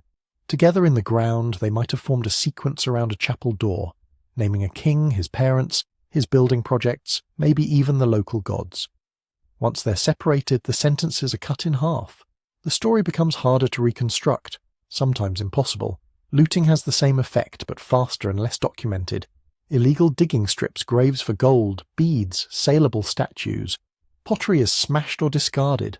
Mud brick walls are torn apart without record. Whatever wasn't obviously valuable gets dumped back into the hole. Archaeologists arrive years or decades later and find a churned mess. The result is a weird, skewed archive. We have royal statues in European galleries, but sometimes we don't know which specific pyramid field they came from, or how many other monuments the king commissioned. We have strings of beads from desert tombs, but the tomb architecture is gone. We know that a region was important, the number of artifacts says so, but pinning down who exactly ruled there, when, and how their power rose and fell becomes a puzzle with most of the pieces missing, and the box art thrown away.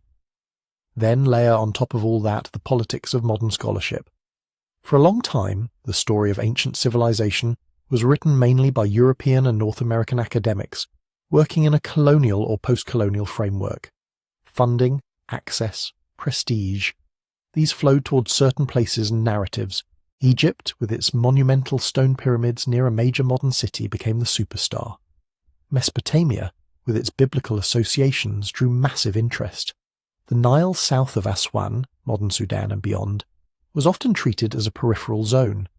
Important, sure, but usually framed as a kind of shadow theatre where Egyptian influence played out. That framing matters. If you go in assuming that complexity, literacy and statecraft radiate outward from a few primary civilizations, you'll tend to read every pyramid, every temple, every inscription in their neighbours as derivative. Copycats, followers, places where real civilization arrived from somewhere else. You might overlook local developments that don't look exactly like Egyptian or Mesopotamian models. You might underplay evidence of early state formation in Sudan because it doesn't line up neatly with dynastic lists carved at Luxor. You might describe clearly monumental desert architectures as provincial or minor, even when they represent major investments of labour and belief for the people who built them. To be fair, not every scholar did this. There have always been archaeologists and historians arguing for a more balanced view of the Nile world, but the loudest narratives in textbooks, museums and documentaries for much of the 20th century tended to put Egypt in the spotlight and leave a lot of the desert south and west in deep shadow. That's changing. Over the last few decades, there's been a serious expansion of archaeological work in Sudan and the wider Saharan fringe. Sudanese archaeologists in particular are leading projects, training new teams and reframing questions.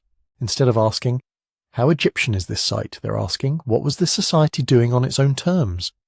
New surveys, on foot from the air and from orbit, are mapping whole landscapes of ruins that were either unknown or barely documented a generation ago. Satellite imagery reveals old river channels, buried settlement mounds, strings of tumuli and small pyramids along forgotten caravan routes. Ground-penetrating radar and magnetometry let teams see through sand and silt without massive excavation. As these projects expand, the picture of the Nile south of Egypt is getting sharper. We see multiple overlapping centres of power: Kerma, Napata, Meroe, and lesser-known polities, each with its own phases of prosperity, its own architectural experiments, its own religious and political innovations.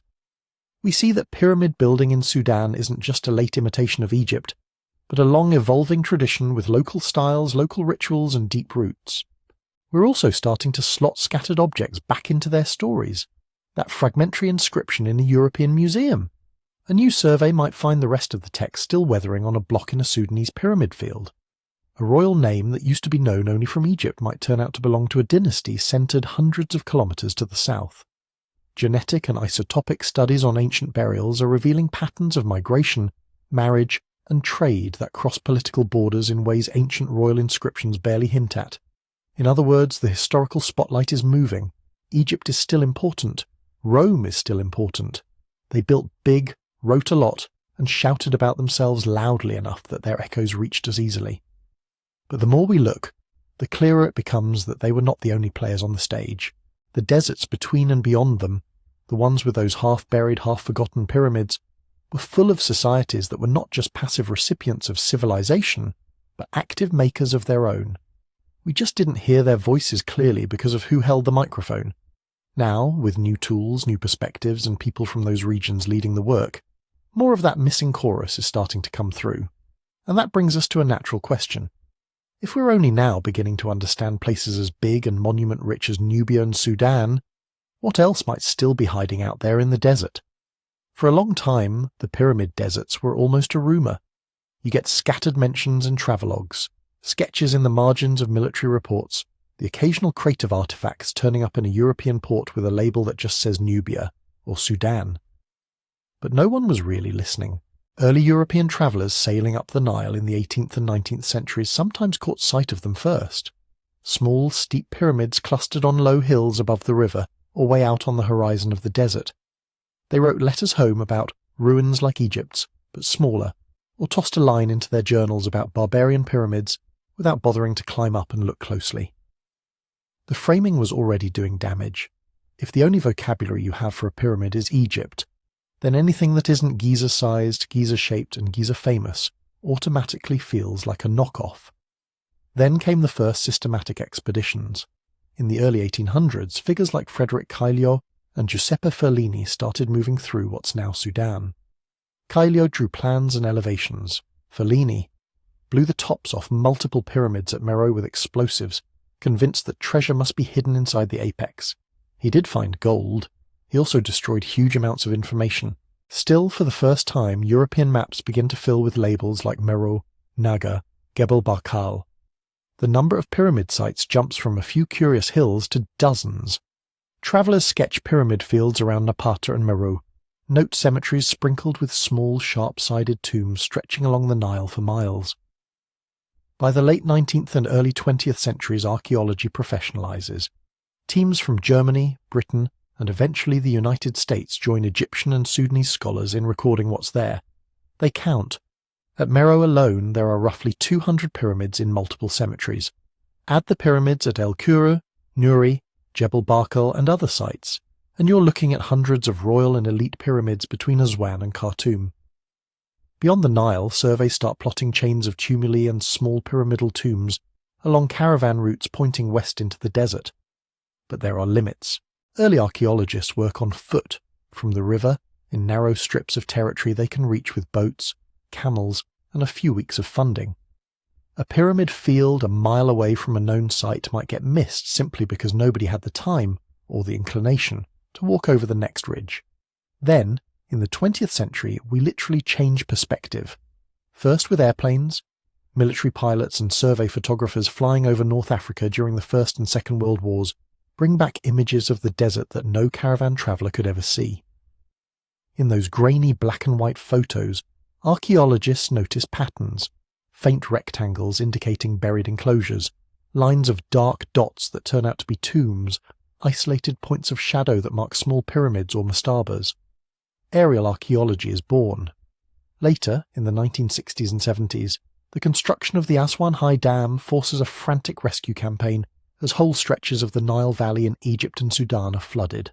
Teams from around the world document, dismantle, and relocate temples. Along the way, they record dozens of smaller sites, fortresses, cemeteries, and, yes, more pyramidal tombs. But the real explosion comes with tools that let you see what the naked eye can't. Today, archaeologists use high-resolution satellite imagery, some of it freely available, some custom-ordered, to scan vast tracts of desert for telltale shapes. A pyramid, even a ruined one, casts a particular kind of shadow. Its footprint disturbs the soil in a way that shows up as a subtle colour change from orbit. Low walls, buried courtyards and causeways leave geometric signatures that computers can be trained to recognise. What used to take months of walking can start with a few days of desk work. You scroll over a satellite mosaic of northern Sudan and suddenly notice, here's a cluster of regular mounds on a plateau. Here's a linear arrangement of small conical features along an old river channel. Here, a faint triangle that might be the eroded remains of a mud brick pyramid. Once something promising is spotted, ground teams go in. They bring more than shovels. Ground-penetrating radar can send pulses into the sand and record reflections from buried walls, chambers and voids. Magnetometry can pick up differences between fired brick, stone and natural sediment. Resistivity surveys map how easily electrical currents move through the ground, highlighting hidden structures. These methods don't give you a glossy 3D movie of a pyramid under the sand, no matter what TV shows imply. But they do give archaeologists a blueprint. There's something rectilinear here, a corridor there, a cluster of pits over here. That matters because excavation is destructive. Every trench you open, every block you move, changes the site forever. If you know in advance where the key architectural elements are, you can target your work, preserve more for the future, and answer specific questions instead of just digging blindly. Then there's the timing question. Earlier generations often relied on stylistic comparisons. This pyramid looks a bit like late Napatan examples, so it's probably around X centuries BCE. Useful, but fuzzy. Now we have a toolkit of dating methods that sharpen the picture. Radiocarbon dating can pin down the age of organic materials associated with a pyramid. Charcoal from construction fires, wooden beams, textile fragments from burials. Optically stimulated luminescence can estimate when quartz grains in the surrounding sand were last exposed to sunlight, clues to when a monument was built or buried. Improvements in ceramic typology, combined with absolute dates from kiln sites, help anchor pottery sequences that show up in tombs. Individually, none of these methods is perfect. They have error ranges, contamination risks, calibration issues. But when multiple lines of evidence converge, a radiocarbon date, a ceramic style, an inscription naming a king whose reign we roughly know, timelines stop being vague smudges and start becoming sharper outlines. This is where things get interesting. New data can nudge, stretch, or rearrange the timeline of who built what, when, and in response to whom. A pyramid field once assumed to be late might, with better dating, turn out to straddle a transitional period between two kingdoms. A type of tomb decoration previously thought to be copied from Egypt might prove to appear earlier in Sudanese context than in Egyptian ones. Burial goods traced isotopically to distant regions might show that a supposedly provincial cemetery was plugged into long-distance trade networks. None of this demands a total rewrite of human history, or a secret super-civilization hidden in the dunes. What it does is tighten the weave of the story. Connections that were blurry become clearer. Gaps that looked like empty centuries fill with evidence of local innovation, political shifting, and cultural exchange. The narrative stops being a straight arrow pointing north from Nubia to Egypt and becomes a web of back-and-forth influences. So why isn't every pyramid desert mapped, scanned, excavated, and front-page news by now? Because archaeology lives in the real world. Fieldwork is expensive. You need permits, vehicles, fuel, equipment, specialists, local staff, time. In many countries, there are far more sites than there are funded projects. Governments have to decide, do we spend limited money on hospitals and schools, or on excavating a remote cemetery with 80 small pyramids no tourist will ever visit? Access is another break. Some pyramid fields lie in zones that are hard to reach even in peacetime. Deep desert, areas with no reliable water, regions without roads. Others sit in places affected by conflict, where it's simply not safe to send teams. Political instability can halt projects overnight, cut off collaboration, or make long-term planning impossible. There are also quieter obstacles. International attention tends to cluster where it's easiest to work and where media interest is guaranteed. A project at Giza or Luxor can attract sponsors, TV crews, and tourism dollars. A project at an obscure pyramid cemetery, 100 kilometers from the nearest paved road, less so. That skews where the cutting-edge tools get deployed and where the big discoveries are most likely to be publicized. All of this feeds back into perception. If you only ever hear about a few famous pyramid fields, it's easy to assume they're the only ones that matter, or the only ones that exist. The deserts beyond them become blank space on the mental map, but blank space on a map is not the same thing as a blank past. Those satellite-detected mounds no one has visited yet, they're history. Those half-documented tumulus chains along a fossil riverbed, history. The cluster of low, eroded pyramids near a modern village that hasn't seen a single scientific excavation. Also history. Absence of fame is not absence of a story. It's absence of airtime. Modern rediscovery of the pyramid deserts isn't a single aha moment where one heroic archaeologist stumbles on a lost civilization. It's a slow, cumulative process. A traveller's sketch here, a colonial survey map there, a grainy wartime aerial photo, a satellite image downloaded onto a laptop, a ground-penetrating radar profile run by a Sudanese grad student, a radiocarbon date from a scrap of wood pulled out of a forgotten tomb shaft. Piece by piece, the silence around these places is thinning. The pyramids were always there. The people who built them lived, ruled, traded, and buried their dead whether or not anyone in Cairo, Rome, or London cared. What's changing now is not their past, but our ability and our willingness to see it. And once you start seeing it, another question pushes in. If the deserts we thought we knew are still yielding new pyramids and new stories, how do we make sense of all the myths people tell about pyramids in general? Why are we so ready to fill gaps in our knowledge with ideas about lost ages and erased civilizations?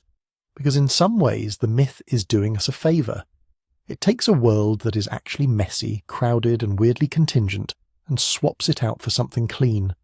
One master civilization, one hidden timeline, one moment when they had it all figured out and then they vanished.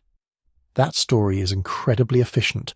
You don't have to remember names like Kerma, Napata, Meroe, Old Kingdom, Middle Kingdom, New Kingdom, 25th dynasty, you don't have to juggle overlapping chronologies, regional styles, local politics, river levels, trade routes and climate shifts.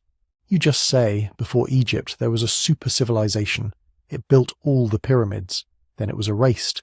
Done. Your brain loves that. Humans are pattern hunters. We're constantly trying to compress chaos into something that fits in working memory.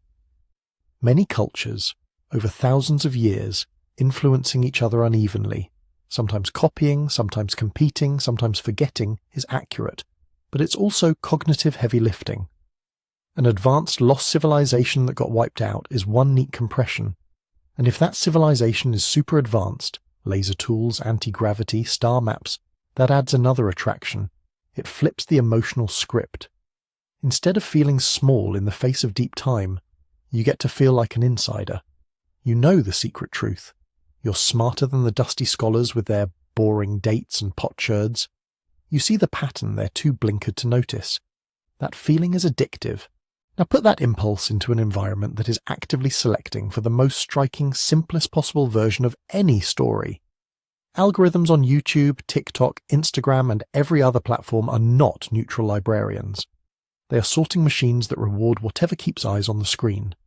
A 12-second clip that says, "Hundreds of pyramids in Sudan older than Egypt, hidden by mainstream history," and slaps a dramatic soundtrack under drone footage is perfect algorithm food. It's visually intense, emotionally charged and easy to grasp. The actual context, that most of those Sudanese pyramids are later than the Old Kingdom, that they belong to specific Nubian kingdoms with their own long, complicated timelines, that dating them involves inscriptions, ceramics, and radiocarbon curves, does not fit in 12 seconds, so it gets shaved off. The image of mysterious pyramids in the desert survives. The labels fall away. That's what algorithms amplify, decontextualized impact. Once an image has escaped its caption a few times, it becomes a kind of free-floating symbol.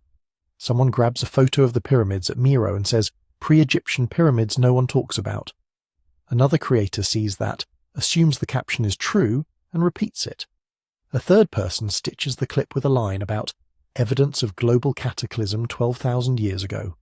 Nobody sat down in a smoky room and conspired to lie about Meroe. The lie assembled itself out of fragments, nudged along by a system that rewards whatever produces clicks and outrage. This is how true facts get remixed into something unrecognizable. There really are hundreds of pyramids in Sudan. There really has been a long history of European scholars downplaying Nubian and other African civilizations. There really are gaps in the archaeological record, places we haven't excavated, sites we've lost to looting, dams and development. If you're building a myth, you don't need to invent anything from scratch. You just rearrange. You take Nubian kings conquered Egypt around 730 BCE and built their own pyramids, and strip it down to black pharaohs, and then stretch it into original pyramid builders before Egypt.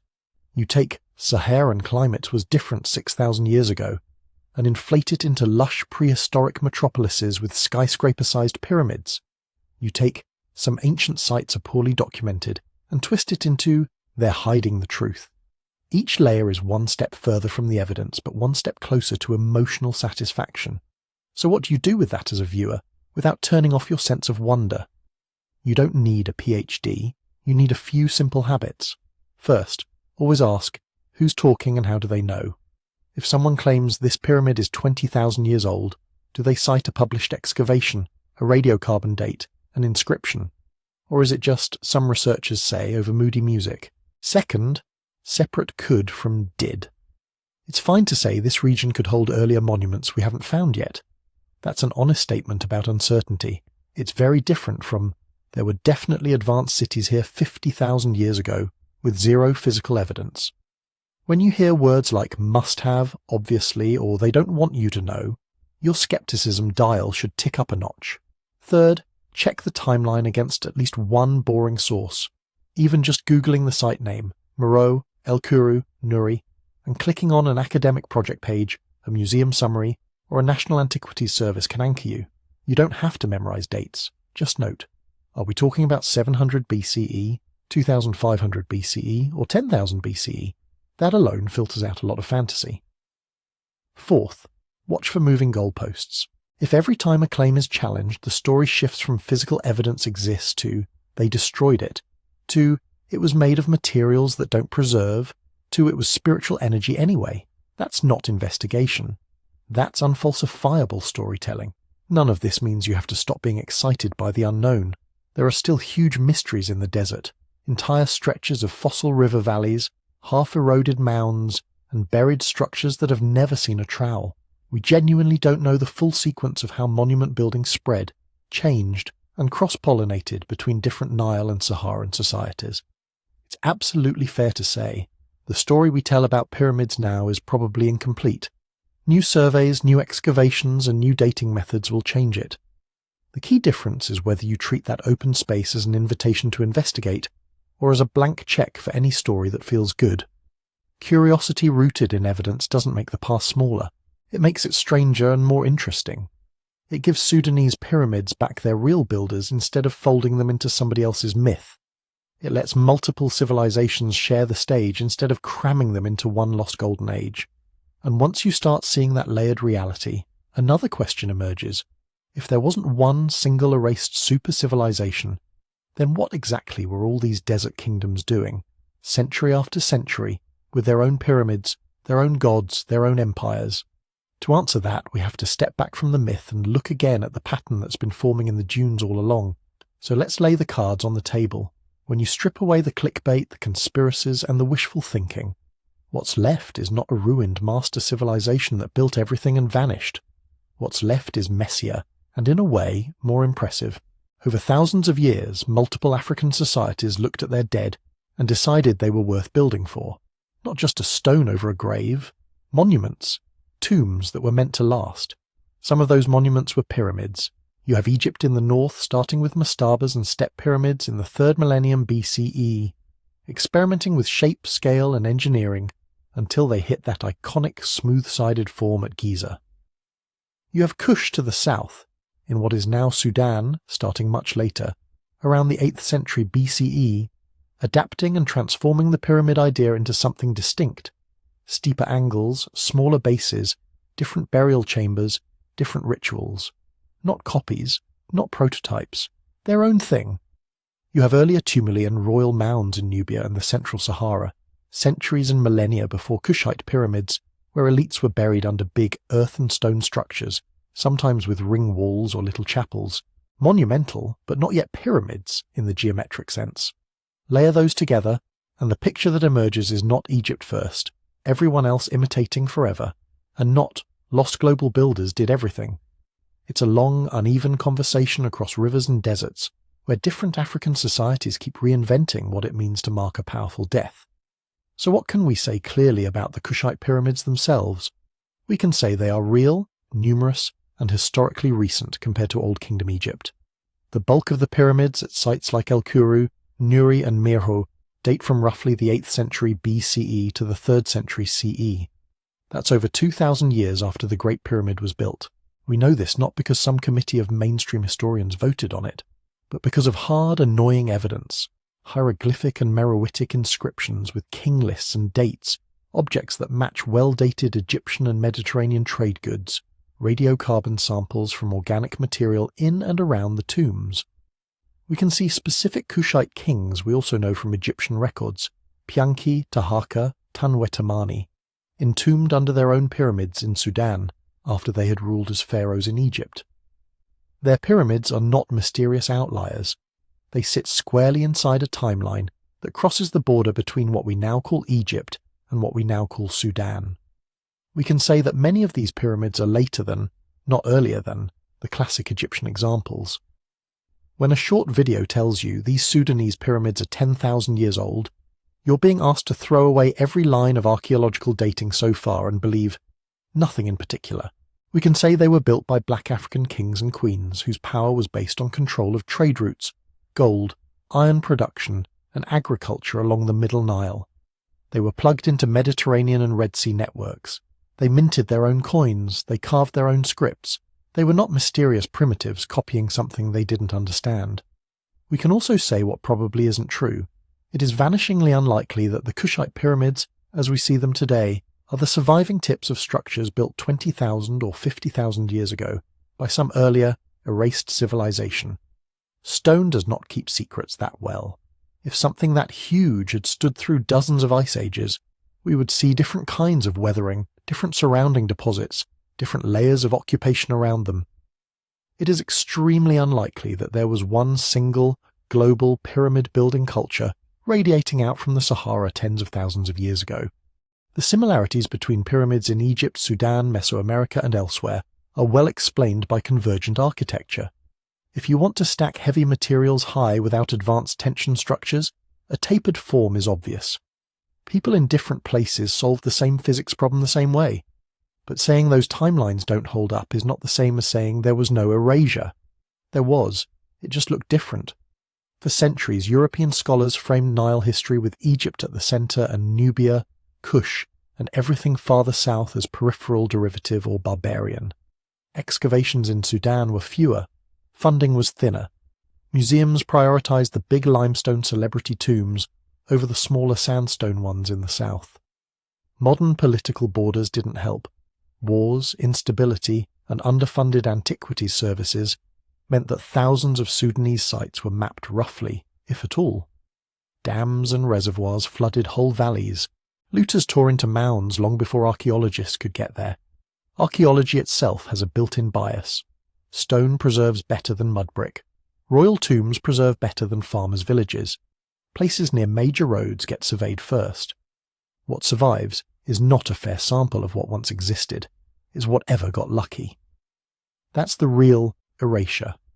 Not a secret conspiracy to hide a 50,000-year-old super-civilization, but a combination of racism, geopolitics, economic priorities, and the plain fact that deserts and rivers do not care about our need for a complete record. So we're left with a stitched-together archive. We can see that multiple African societies built monumental tombs, including pyramids, at different times for different reasons. We can see that ideas about kingship, afterlife, and sacred architecture flowed up and down the Nile, sometimes with Egypt influencing Nubia, sometimes with Nubia influencing Egypt, sometimes both drawing on older shared traditions. We can see that the story doesn't form a straight line. It's a web. But there are holes in that web big enough to drive a caravan through. There are still suspected pyramid fields, visible only as faint mounds in satellite images, never excavated. Dry riverbeds under the sand, ancient channels of the Nile and its tributaries were lined with settlements and cemeteries we've barely touched. Some early stone structures in the central Sahara and Sahel are only now being systematically mapped. We don't yet know how they fit into the larger pattern. New digs at places like Old Dongola, Jebel Barkal, and lesser-known sites along fossil wadis are turning up inscriptions, workshops, shrines, and burial types that force us to redraw timelines. What looked like a gap of nothing happening here becomes a crowded, continuous story once you actually start digging. Remote sensing, LiDAR, ground-penetrating radar, high-res satellite imagery, is revealing geometric shapes under the sand that might be tombs, temples, or something else entirely. Some will turn out to be natural formations, some will rewrite chapters of African history. And there are conceptual rediscoveries too. When Sudanese, Egyptian, Chadian, and other African archaeologists lead projects, they come with different questions, different priorities.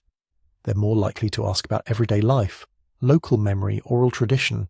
That changes what gets interpreted, what gets linked, what gets valued. So where does that leave us? With a clearer, if still incomplete picture. Not before Egypt there was one lost pyramid civilization, but before, during, and after Egypt's famous age, there were many Nile and desert cultures building their own versions of eternity in stone and earth. Not, they erased it from history, but we, as a species, are only now starting to pay proper attention, and even then we're racing against time, politics, and erosion. There is room here for wonder that doesn't depend on fantasy timelines. Wonder at the thought that somewhere under a dune, a yet unmapped royal cemetery of an unknown desert kingdom might still be waiting. Wonder that a broken inscription from a half-collapsed chapel at Meroe could change how we understand power, language, and belief along the Nile. Wonder that there are probably entire traditions of monument building in the Sahara we haven't even recognized as such, because we're still learning how to look. The pyramids in Sudan, in Egypt, and across the desert are not clues to a single erased super-civilization. They are surviving sentences from many long overlapping stories. Some we can read, Some we can only guess at. Some are still buried. The question now isn't, what are they hiding from us? It's, what do we choose to uncover next, and how do we tell that story, so that the people who built these places finally stand in the light instead of being folded back into somebody else's myth? That's where we're going in the last part of this journey. So let's answer that last question. What do we actually do with this mystery, now that we've peeled back some of the easy dramatic answers? First, we hang on to the basic shape of what we've learned, without pretending the edges are sharper than they really are. We know what counts as a pyramid in this story. Not every mound, not every hill, but deliberate built structures with clear geometry and funerary use. We know the rough timelines. Old Kingdom pyramids in Egypt appearing in the 3rd millennium BCE, Kushite pyramids in Sudan beginning more than 2,000 years later. Older tumuli and mounds before both, but not secretly 50,000 years old. We know that Kush was not a footnote. The archaeology, the inscriptions, the trade goods, the royal pyramids at El Qura, Nuri and Meroe all point to a powerful, complex Nile kingdom whose rulers claimed pharaonic titles and buried themselves in their own pyramids. That's not speculation. That's stone, bone, and ink. We also know that erasure doesn't have to mean some hidden committee shredding the records of a super-advanced world empire. Erasure can be whose monuments get dynamited for building stone and whose get fenced off and protected. Erasure can be which languages get deciphered and taught in universities, and which scripts, like Meroitic, sit undeciphered on museum shelves for over a century. Erasure can be the way schoolbooks jump from Egypt to Greece, as if the entire Middle Nile and the Inner Sahara were just blank space. So when you hear, they don't want you to know about these pyramids, it's worth asking, who is they exactly? And what would it mean, practically, to change that? Because there is something we can do. Several somethings, actually. One of them is really simple. Keep your curiosity, but aim it carefully. If a claim says, this site is 30,000 years older than mainstream archaeology admits, look for the boring stuff. Are there published dates, stratigraphy, peer-reviewed reports? If there aren't, you're not looking at a brave truth-teller overturning orthodoxy. You're looking at marketing. That doesn't mean every new idea is wrong. It just means the bar for rewriting time is high. Real revolutions in archaeology happen, but they tend to ride in on data, not vibes. The flip side is just as important. Don't let the existence of wild theories push you into being cynical about everything. If you feel that itch, that sense that the past is bigger and stranger than the neat textbook story, you're not wrong. The Nile, the Sahara, the Arabian deserts, the Sahel, they are full of unsolved questions. Use that itch to push you toward the people actually doing the digging. That might mean following excavation projects run by Sudanese, Egyptian, and other African archaeologists. It might mean supporting museums that partner with local communities instead of just removing artifacts. It might mean amplifying the work of scholars who write about Nubia and Kush as central, not peripheral, to world history. Even small things matter. Sharing a well-researched article instead of a clickbait reel changes what rises to the top of the algorithm. Buying a book about real African archaeology instead of another Ancient Aliens title sends a signal about what stories are worth investing in, which brings me to something I'm really excited to share with you. If you like this blend of hard evidence, deep time, and a little bit of narrative imagination, I've written a whole book that dives into prehistoric secrets from around the world. Ice Age bottlenecks, vanished coastlines, forgotten migrations, the kind of long, slow dramas that shaped the world long before Egypt ever stacked a stone. You can read more about it and pick up a copy if you want to at sleepytimehistory.com. It's written in the same style as this episode, grounded in current research, honest about uncertainty, but still willing to follow a trail of clues into deep prehistory. Supporting things like that, books, projects, channels that take the past seriously, is one of the concrete ways you can push back against the real erasures. You make it easier for people studying Kushite pyramids, Saharan stone circles, or submerged coastal sites to get heard over the noise. And if you want to help this particular video reach more people who've only ever heard the Lost Civilization version of the story, there are a couple of easy buttons right in front of you. If you haven't already, please tap like. It genuinely helps push this kind of content into the feeds of people who are on the fence between evidence and entertainment. Hit subscribe if you want more long-form deep dives into ancient history, prehistory, and the weird corners of the human timeline. And if you've watched this far, you're exactly the person I'm making these for. Most importantly, drop a comment. Tell me what you think the most surprising part of the Kushite story is. Tell me what you'd like to see a full episode on next. Meroe's iron industry, Saharan rock art, forgotten Arabian kingdoms, something else entirely. And, like I asked earlier, let me know where you're listening from. One of my favourite things about doing this is seeing people from Khartoum and Cairo and Nairobi and London and Sao Paulo and small towns I've never heard of, all watching the same story about a desert full of broken stone. Because that's the last piece of this. These pyramids, these mounds, these half-buried walls in the sand, they don't need us to be real. They were there before our theories, and they'll be there after. What we choose to do now is about us. We can turn them into props for someone else's fantasy civilization. Or we can treat them as what they are. The surviving edges of real human lives, real grief, real ambition, real experiments in how to build eternity out of mud and stone. If we do the second thing, if we stay curious, stay critical, and support the people actually coaxing stories out of the ground, then the mystery doesn't shrink. It gets bigger, richer, and more connected, not a single secret answer hidden under the sand. A whole landscape of answers, some already visible, some still buried, waiting for the next trowel, the next satellite pass, the next person who decides that what Nubian kings and desert builders did 3,000 years ago is worth knowing in detail, not just in myth. If that sounds like a journey you want to keep taking, stick around. There is a lot more history hiding in the dunes.